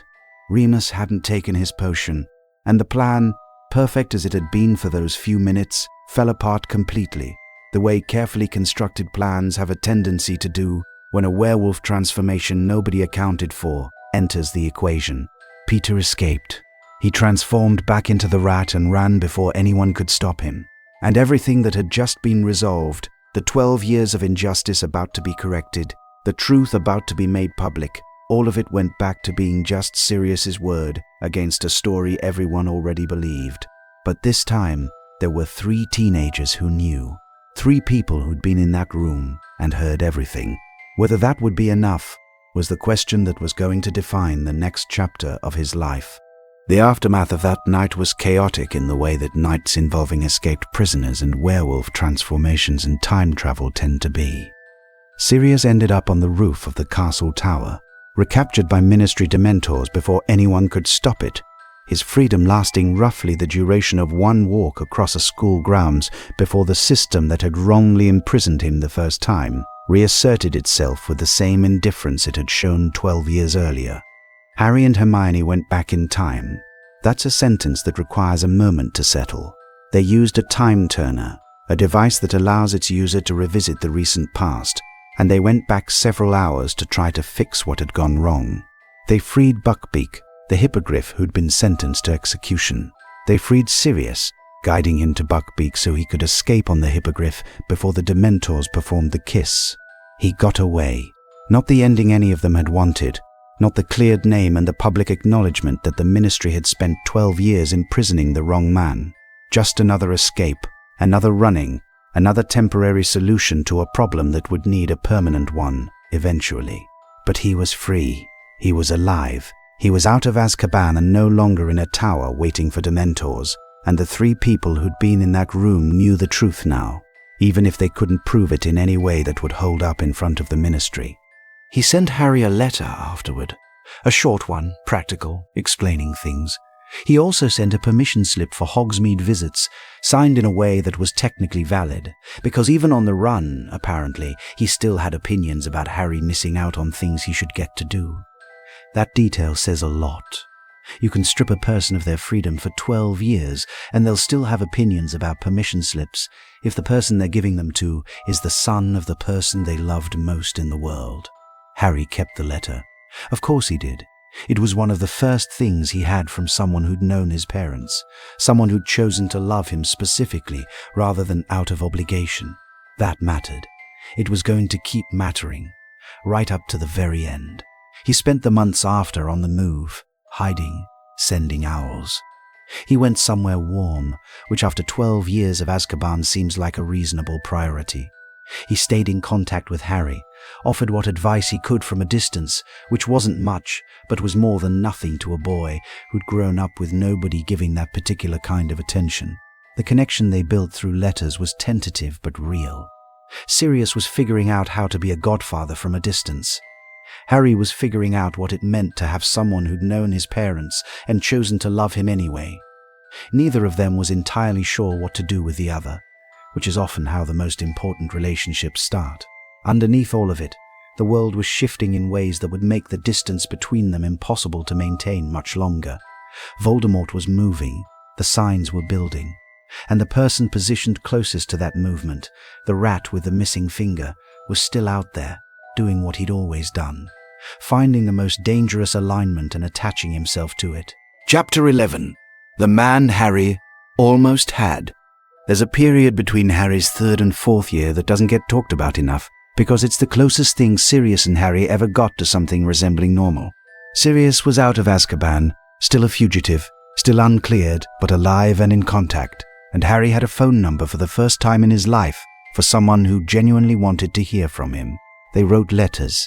Harry told him things he couldn't tell anyone else, frustrations with the Dursleys, worries about the upcoming year, the small and large aggravations of being Harry Potter in a world that had complicated opinions about what that meant. Sirius wrote back every time. Sometimes the advice was good. Sometimes it was too hot-headed, filtered through 12 years of Azkaban and a war, skewing toward action in ways Hermione would not have approved of. But he always wrote back.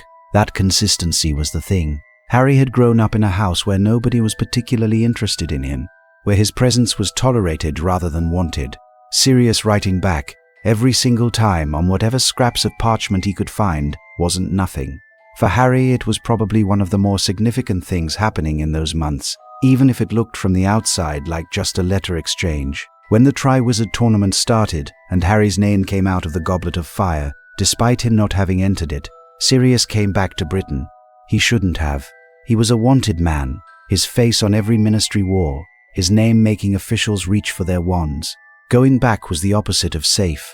He did it anyway, because Harry needed someone there, and being needed by Harry was not something he could ignore from a comfortable distance. He hid in a cave near Hogsmeade. He sent owls. He had Harry meet him in secret so they could talk properly rather than through letters that could be intercepted. He looked terrible that year. Thin again. Surviving on rats, he caught himself. That detail doesn't get dwelt on much in the telling, but it matters. He was living in a cave, eating rats, so he could be close enough to help a 14-year-old navigate a tournament someone had rigged to kill him. The thing about Sirius in that year is how clearly he understood the risk and went toward it anyway. Not naive, not unaware. He chose Harry over his own safety every single time, which is the most consistent thing about him from the escape to the end. He tried to be useful, gave advice about the tasks, about the people Harry didn't trust, about the broader situation in ways a veteran of the First War could understand. Some of it landed well, some of it was too volatile, coming from a man still recalibrating what the world looked like after 12 years inside a place designed to strip everything out of you. What he couldn't give Harry that year was the thing Harry actually needed most, which was someone physically present in the castle when things went wrong. He was close, as close as possible given what he was, but close wasn't enough when the tournament ended the way it ended, in a graveyard, Voldemort fully returned, and Harry having to get himself out alone. The letter came after. Voldemort was back, Cedric Diggory was dead, everything they'd been quietly dreading had arrived, and Sirius was in a cave having done everything he could from the position he was in, which wasn't enough, which wasn't his fault, but which he almost certainly took personally anyway. What Sirius gave Harry in those months was proof that someone who'd known his parents had decided he was worth showing up for. Not out of duty or obligation, out of something more specific than that. Out of love, the ordinary, complicated kind. The kind that makes you live in a cave so you can be close enough to help, if it comes to that. The closest thing they had to an ordinary relationship was those letters and those secret meetings. Not enough time, not the right circumstances, but real, in the way the things you build during a crisis are real, even if they're not what you'd have chosen under better conditions. And for Harry, who'd grown up with very little of it, real was enough to matter enormously. It's worth thinking about what a different version of this story might have looked like. The one where Sirius got cleared at the end of Harry's 3rd year instead of Peter slipping away. Where he could have come back to Britain properly, bought a house, had Harry for summers, been the godfather he'd promised to be at James's wedding. Where Harry had somewhere to go that wasn't the Dursleys, and Sirius had something to do that wasn't hiding in progressively worse locations, while a teenager faced things no teenager should face alone. That version didn't happen. Peter escaped. The Ministry never acknowledged what the 3 witnesses in the shack had seen. Sirius stayed a fugitive, cleared only in the opinions of people who'd been there and couldn't prove it. And Harry went back to Privet Drive every summer. The letters continued. The cave near Hogsmeade was the best they could do that year, which says something about how much the situation had cost both of them before it was even over. Sirius loved Harry in a way that was partly about James and partly about Harry himself, the specific person Harry was becoming. Brave in ways that were familiar, thoughtful in ways that were entirely his own. There was never quite enough time to fully separate those 2 threads out, to know Harry on entirely Harry's own terms, rather than through the lens of the father he'd lost. That's one of the quieter losses in a story full of much louder ones, and it belongs here, in this chapter, before the next part of his life begins in earnest. The man Harry almost had showed up anyway, in whatever form showing up was possible given the constraints. That's not the whole story, but it's not nothing either. And what comes next is the part of his life where showing up stops being optional and becomes the only thing left. Voldemort was back. The Order of the Phoenix was being reformed. And Sirius, the wanted man with no cleared name and nowhere safe to be, was about to be asked to go home. Not somewhere warm and anonymous, not a cave, but back to the one place in the world he'd spent his whole life trying to get away from. Number 12, Grimmauld Place. His mother's house. The house that had never felt like his. Chapter 12, Number 12, Grimmauld Place. Of all the places Sirius Black could have ended up as the Second War began, his mother's house was the cruelest option, and also the most logical one. It was hidden, it was protected by old and powerful magic, and it was his. He'd inherited it when his mother died, which was its own strange kind of irony, the woman who'd burned his name off the family tree, leaving him the family home in the end anyway. He moved back in the summer before Harry's 5th year, and the Order of the Phoenix moved in with him. Dumbledore used it as headquarters. People came and went. Meetings were held in the kitchen. Plans were made in rooms that Walburga Black would have considered a desecration. simply by virtue of who was sitting in them. Sirius, to his credit, seemed to find that particular irony satisfying. But the house itself was the problem. Grimmauld Place wasn't just a building. It was a monument to everything he'd spent his life running from, built to a specific aesthetic of pride and prejudice that hadn't changed since he'd left at 16. His mother's portrait still screamed from the hallway whenever anyone made too much noise near it. The mounted elf heads were still on the wall. Every corner of it said, "This is what we are." And Sirius, back inside those walls as an adult, had to live with that every single day. He couldn't leave. That was the other piece of it. As a wanted man, stepping outside the wards meant risking recognition, arrest, the whole machinery of a ministry that had already demonstrated its willingness to imprison him without a trial. Grimmauld Place was a refuge and a cage at the same time, which was a specific kind of torture for a person whose defining quality had always been the inability to stay still. The effect on him was visible to anyone paying attention. He grew frustrated, then restless, then something closer to desperate as the months went on. The war was happening outside. People were fighting, making decisions, doing things that mattered, and he was inside cleaning out rooms full of dark artifacts and arguing with a portrait of his dead mother. The man who'd been made for action, who'd always run toward the problem rather than away from it, was stuck. Harry being there helped. Having Harry in the house over the summer was the closest thing to a purpose Sirius had in those months, and he held on to it. He talked to Harry more honestly than most adults did, which Harry seemed to appreciate and which occasionally made other members of the Order nervous.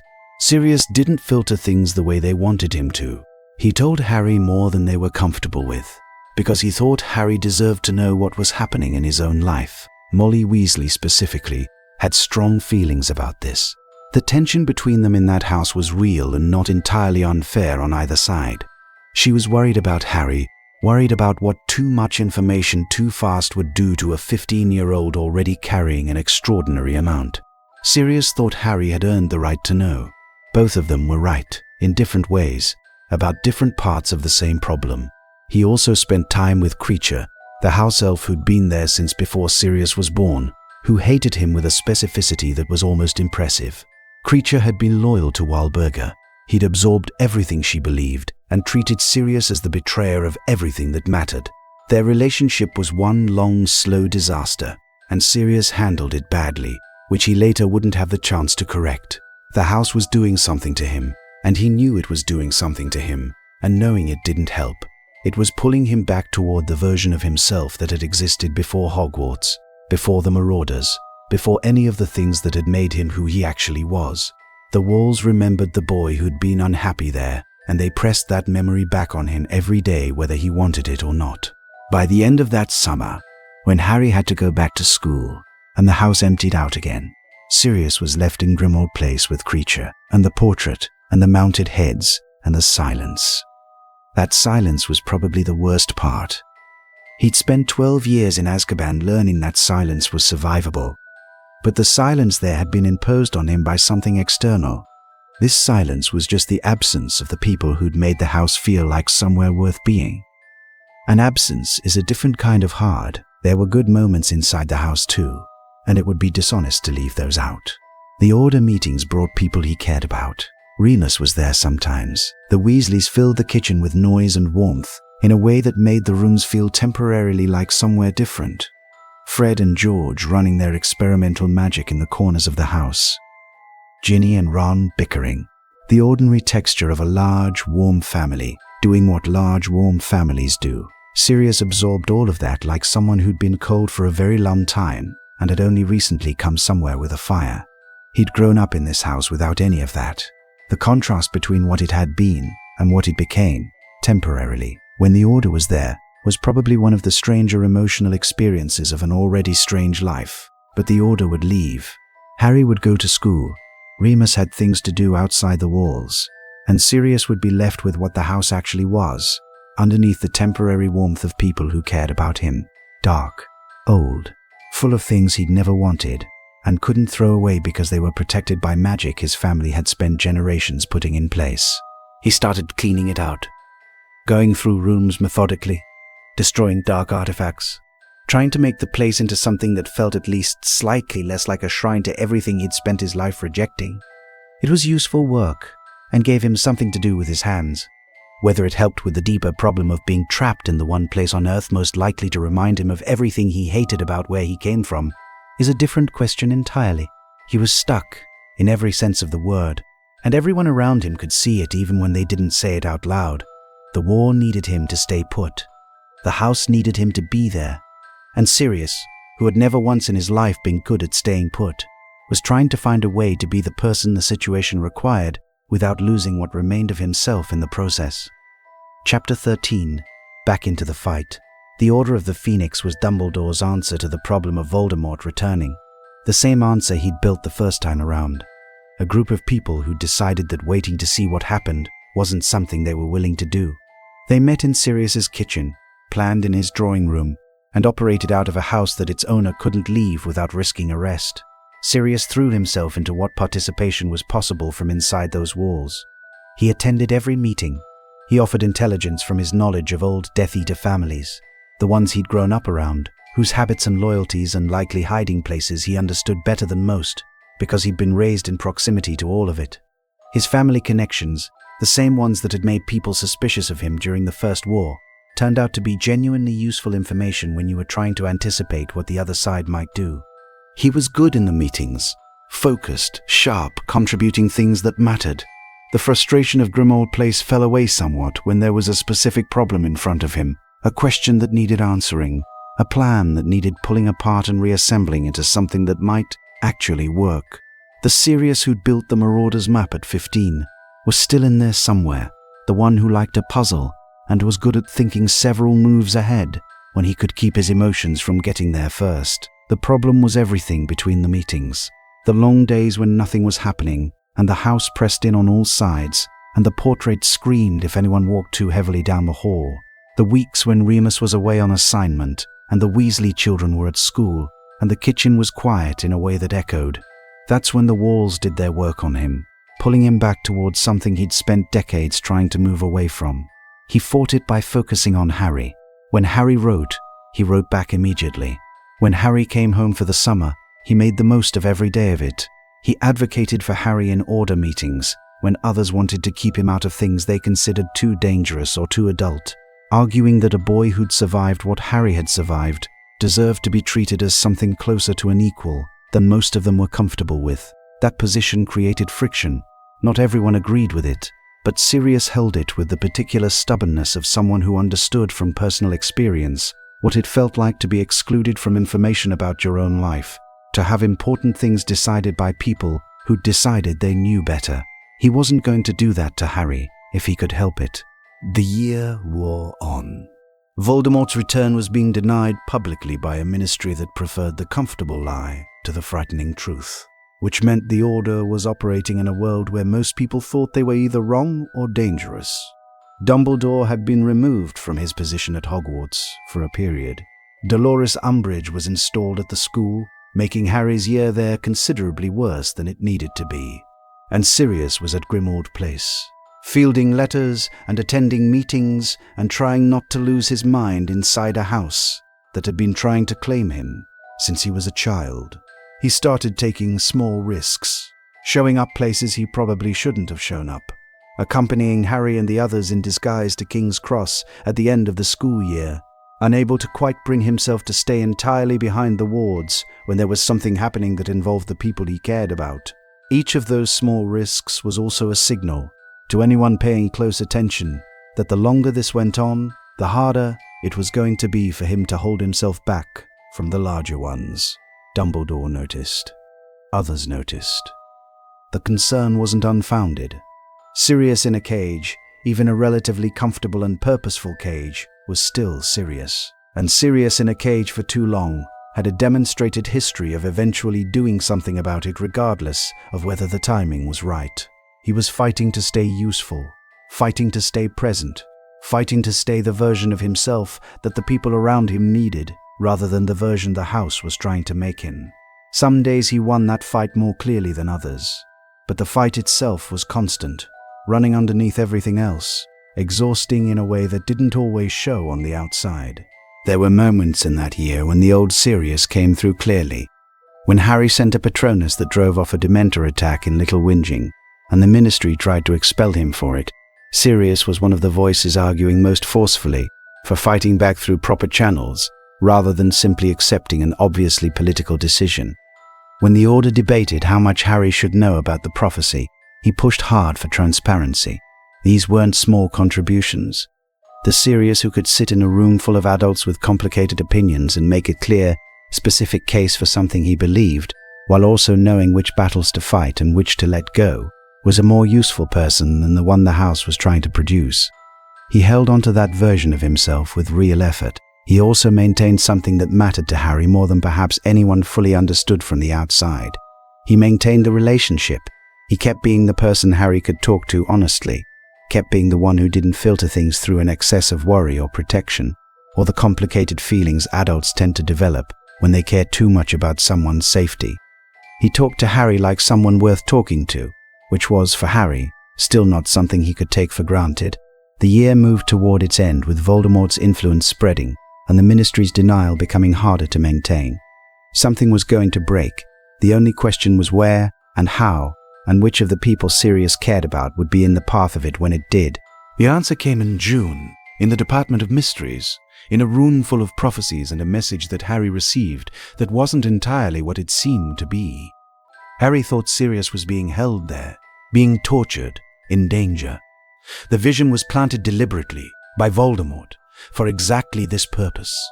Harry moved toward it, because he was Harry, and Sirius, somewhere in Grimmauld Place, had no way of knowing what had been set in motion. Chapter 14. The Family He Built from Nothing. Before we get to the Department of Mysteries, it's worth spending some time with the family Sirius had assembled across his life, because that's the thing that makes what happened there as painful as it is. He didn't have much. A godson he couldn't protect properly. A friend in Remus he'd spent years separated from. A household of Order members who cared about him but were mostly focused on the war. And Harry, who was the center of all of it. The relationship with Harry is the one that defines this part of his story, so it's worth looking at it directly rather than around it. Sirius loved Harry in the way that people love the children of people they've lost, which is complicated by grief in ways that aren't always easy to see from the outside. He saw James in Harry constantly, the way he moved, the way he flew, the way he walked into a problem without enough caution. That recognition was warm and painful in equal measure. But he also saw Harry, the specific person Harry was, separate from his father, the thoughtfulness that was entirely his own, the particular kind of courage that had nothing to do with bravado and everything to do with doing what needed doing, even when it was frightening. The way Harry treated people, from Dobby to Neville to the people everyone else overlooked, with a consideration that had nothing to do with what they could offer him. Sirius saw that clearly. It mattered to him. What he wanted and never fully got was enough time to simply know Harry, not in the context of a war or a crisis or a custody arrangement that had gone wrong. Just time. Ordinary time. The kind that lets you find out what someone's favorite food is and what makes them laugh when nothing is at stake. They never really had that. Every interaction was shaped by some level of urgency or danger or the awareness that the situation they were in was temporary and unstable. The letters in the summers were the closest they got. Harry writing from Privet Drive about things that were small by the standards of everything else happening, and Sirius writing back from wherever he was, attending to those small things with the same seriousness he'd have brought to a war council. That's love, the actual kind, the kind that shows up for the small things, even when the big things are pressing. Remus was the other anchor. Their friendship had been fractured by 12 years apart, by the fact that Remus had believed, for all those years, that Sirius had done it. When the truth came out in the shrieking shack, there was relief but also the weight of everything that had sat between them in the years since. They didn't have enough time after that to fully rebuild what the First War and Azkaban had broken, but they were trying, in the way that people try when they know time is short and they're not quite sure where to start. The Order itself was a kind of family in the loose sense. People brought together by a shared purpose who developed real feelings for each other in the process. Sirius fit into it easily in some ways, with difficulty in others.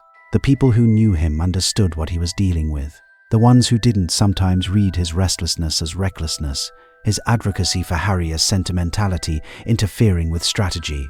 He had Buckbeak too. The hippogriff was living at Grimmauld Place under a false name, hidden, another creature sharing his confinement. There's something that should probably be sad about the detail that one of Sirius's primary companions during that period was a hippogriff, but somehow it isn't. Buckbeak needed somewhere safe. Sirius needed something to take care of.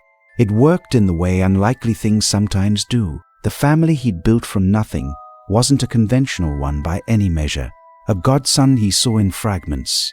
A friend he was still in the process of finding again. A hippogriff in the attic. An order of people united by purpose, as much as by affection. None of it was what he'd have designed if designing had been an option. All of it was real. He knew it might not last. He'd known since Azkaban that things you value have a way of slipping away before you've finished appreciating them. And he'd spent the years since trying to hold on to what he had more tightly than he probably let on. But holding on tightly doesn't guarantee anything. It just means you tried. There's a version of this story where Sirius gets out the other side of the war, where the Ministry eventually acknowledges what happened and clears his name properly, where he gets to be Harry's godfather in an actual functional sense rather than in letters and fragments, where he and Remus rebuild the friendship properly, where the family he'd assembled from scraps gets enough time to become something more solid. That version requires him to survive the Department of Mysteries, which he didn't. So instead of that version, what we have is this one, the one where the family was real and incomplete at the same time, where the love was present and the time was insufficient, where the people who mattered most were always slightly out of reach, or slightly at risk, or slightly too far away. Harry got a permission slip from a cave in Scotland. He got letters from a man who was hiding, and still took the time to respond to everything Harry wrote. He got someone who showed up at King's Cross in disguise, because staying entirely behind the wards was impossible when it meant missing the chance to see him. That's not nothing. In the context of Harry's life, that might have been everything. And for Sirius, the family he built from nothing was the thing that made the years after Azkaban worth living. Not the war, not the mission, not even the prospect of eventually clearing his name. The people. Harry, Remus, the Weasleys filling his kitchen with noise. The small and specific proof that the world outside the Black family tree had things in it worth being present for. He held on to that, right up until he couldn't anymore. The war was moving faster by the end of Harry's 5th year. Voldemort had a specific goal in the Department of Mysteries, something he wanted and couldn't get himself.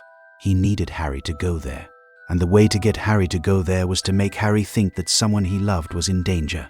So Voldemort sent the vision, planted it carefully, and waited to see if it would work.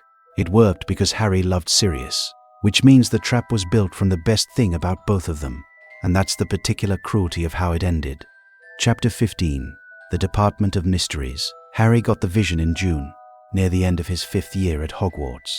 Sirius being tortured in the Department of Mysteries, a long dark corridor, the image specific enough and urgent enough to override every sensible instinct Harry had about not acting on incomplete information.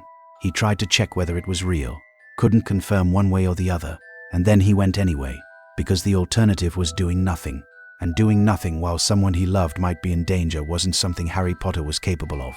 Sirius wasn't there. The vision was a trap, assembled from Harry's own feelings, and Voldemort's precise understanding of how those feelings could be used as leverage. But by the time that became clear, Harry and the 5 friends who'd gone with him were already inside the Department of Mysteries, surrounded by Death Eaters, and the prophecy they'd come to protect was in the middle of a fight neither side was going to be able to walk away from cleanly. The Order arrived. They'd worked out where the children had gone, and they came, all of them, including Sirius.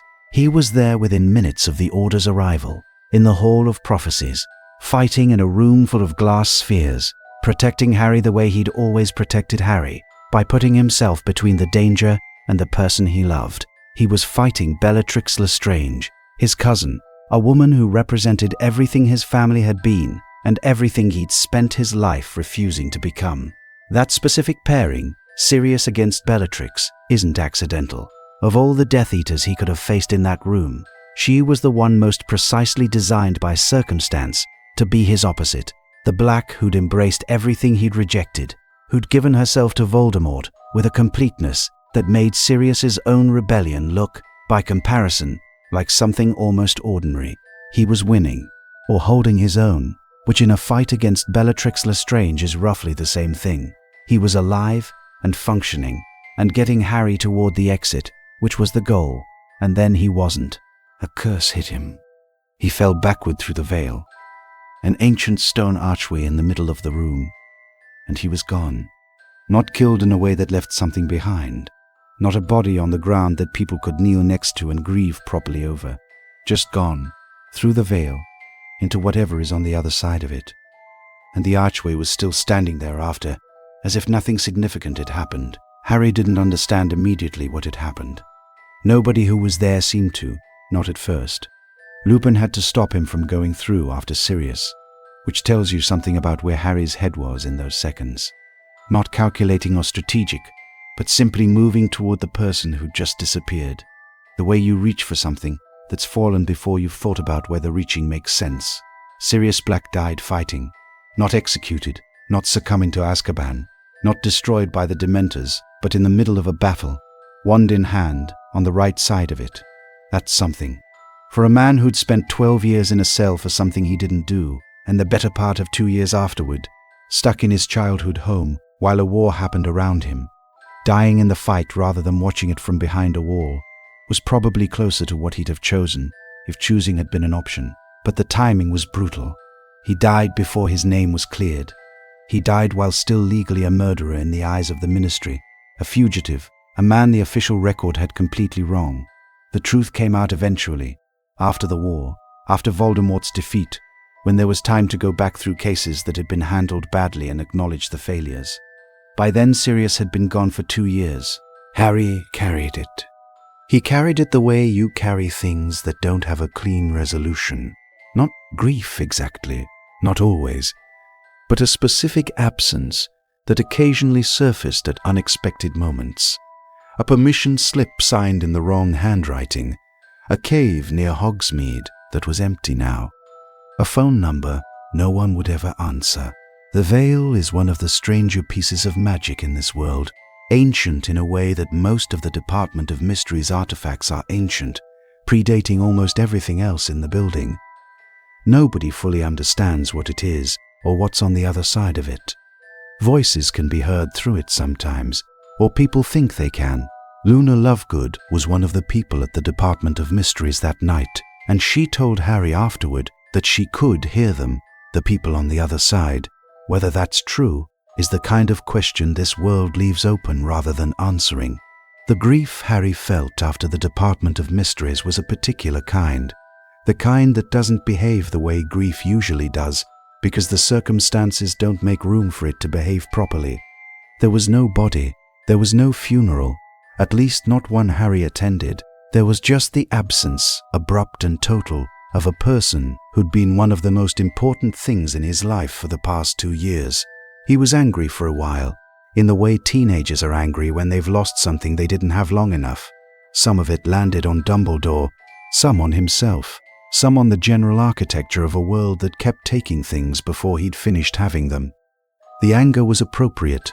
It was also a way of not yet sitting with what the loss actually was, which is often how grief works when you're 15 and haven't had much practice at it.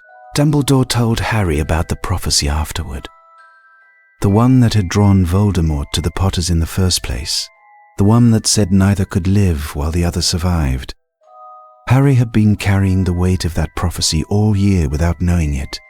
And now he knew, and Sirius was gone, and the two facts together were an enormous amount to absorb in the hours after a battle. The war continued. That's the unsentimental truth of it. People died and the war continued, and the living had to find ways to keep going inside the continuing. Harry went back to the Dursleys. He wrote letters that no one answered. He came back to Hogwarts in September, and the year started again. And Sirius was gone, and the war was still going, and there was still a long way to go before any of it was over. Chapter 16. The Veil. The Veil is ancient. That much is known, or at least widely agreed upon among the people who study the objects in the Department of Mysteries. It predates most of the Ministry's own institutional memory. The archway it hangs in is stone, cracked in places, worn smooth in others, clearly old in the way that things are old when they've been somewhere for longer than anyone alive can remember. Nobody fully understands what it is. That's not unusual for the Department of Mysteries, which is built around the study of things the wizarding world doesn't yet have frameworks for. But the veil is particularly opaque even by those standards. It's been there long enough that the voices some people hear through it have become part of the folklore surrounding the place. Not everyone hears them. The ones who do tend to be people who've lost someone. Harry heard something, or thought he did, after Sirius fell through. Luna told him afterward that she could hear them on the other side. The voices, the people who'd gone through. She said it in the matter-of-fact way she said most things, without inflection, without the need for Harry to believe her or not believe her. She just offered it as something that was true for her. The veil raises the question of what actually happened to Sirius, which is the question that matters most to the people who loved him and can't be answered satisfactorily by anyone. The magical theory around it is incomplete. Going through isn't the same as dying in the way a curse kills someone.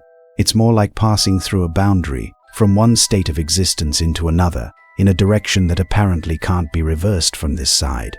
Sirius fell backward. He'd been hit by a curse, Bellatrix's curse, and the momentum of it carried him through the veil rather than just to the ground. The direction matters in retrospect, though in the moment nobody had the presence of mind to analyze it. He was there and then he wasn't, and the archway kept standing with the same quiet indifference it had maintained for centuries before him. Harry's first instinct was to go in after him. Lupin stopped him, and it was the right call, but it tells you something about where Harry's head was, that going through a mysterious, ancient, magical boundary after someone who just disappeared through it seemed like a reasonable option. Love isn't always rational. It doesn't always calculate the odds before moving. It just moves. Bellatrix's laughter when it happened is one of the more chilling details of that night. She'd done it deliberately, aimed specifically at Sirius, and when she saw it work, she laughed. The two of them, Sirius and Bellatrix, were the two most extreme products of the same family. The one who'd rejected everything it stood for, and the one who'd become the purest possible expression of it. She'd been trying to destroy him in some sense since before the war began. She finally managed it, in the most literal way possible, with a curse and an ancient archway in a room full of prophecies.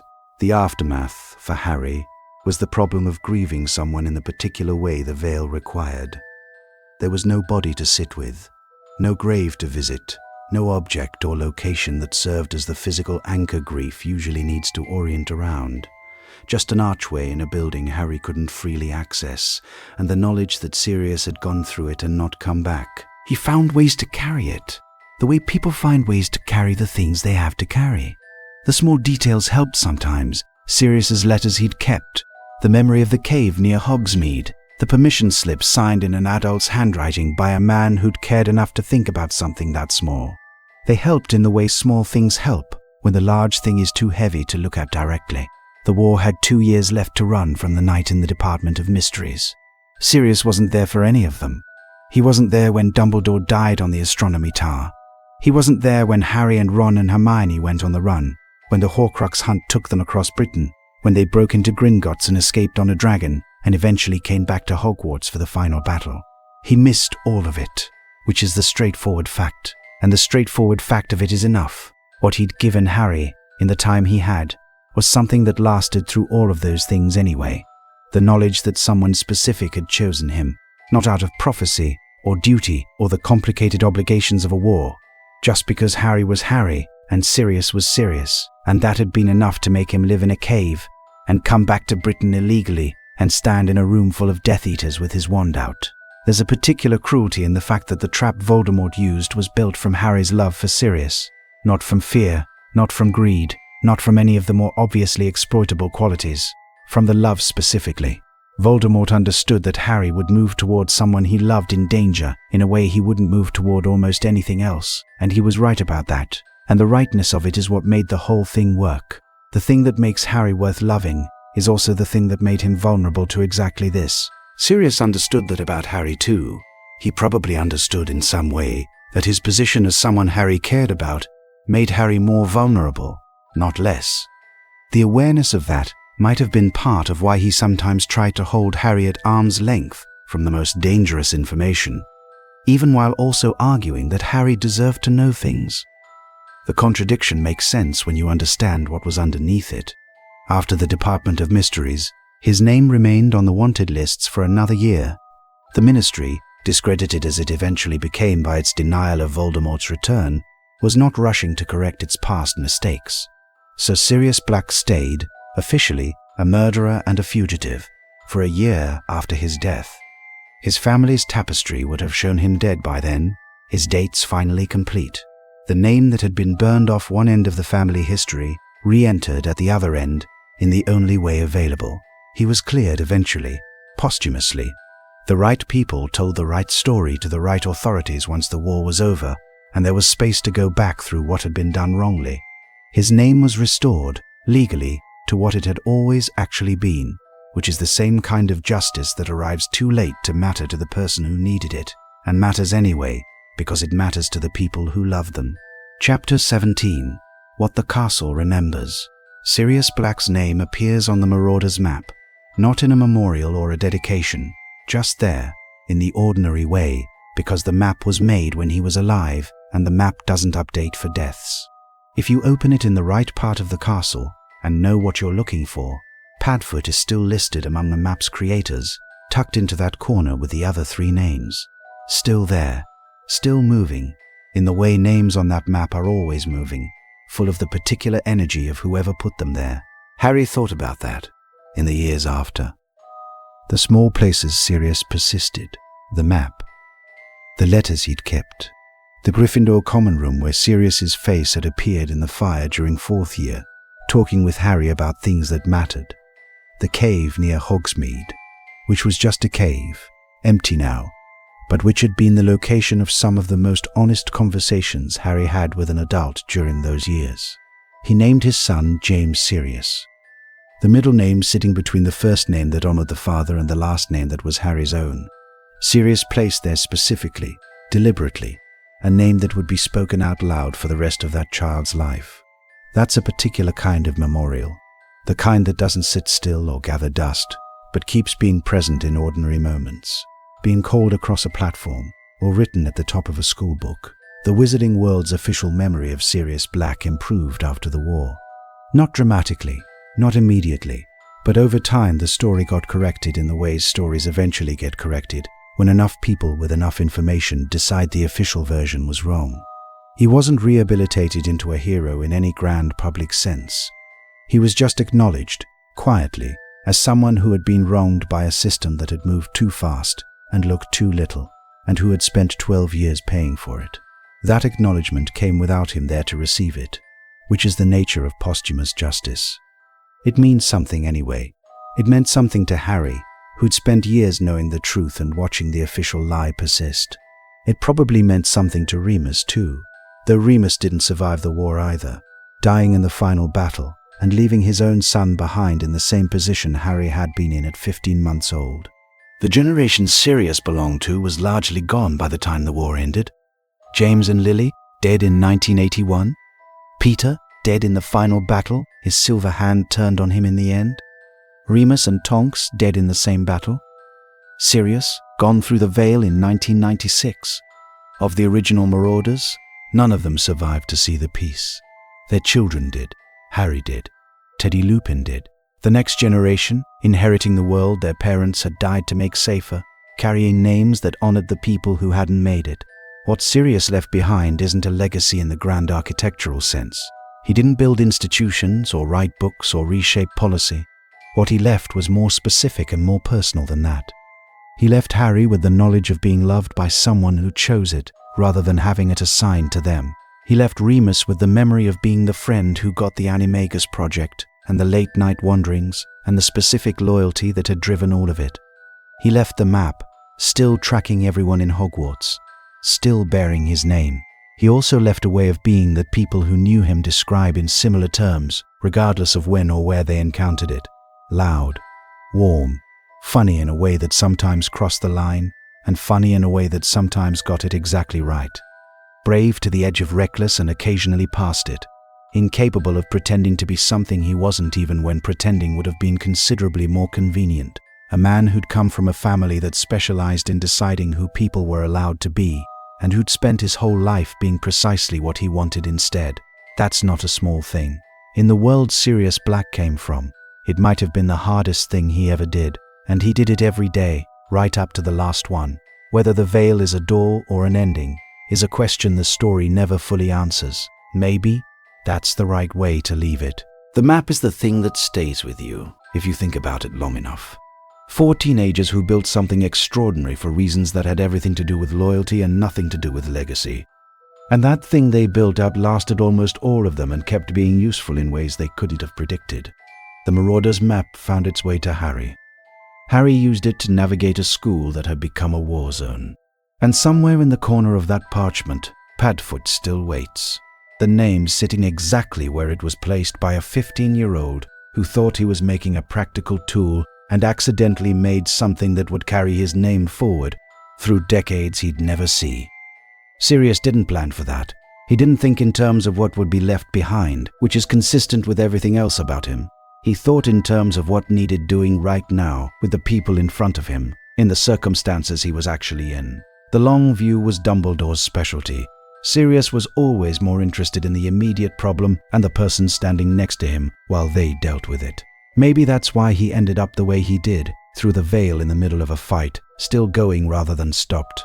Not a calculated death or a planned sacrifice, just a man doing what the moment required and the moment turning out to be his last one. That's consistent with everything else about how he lived.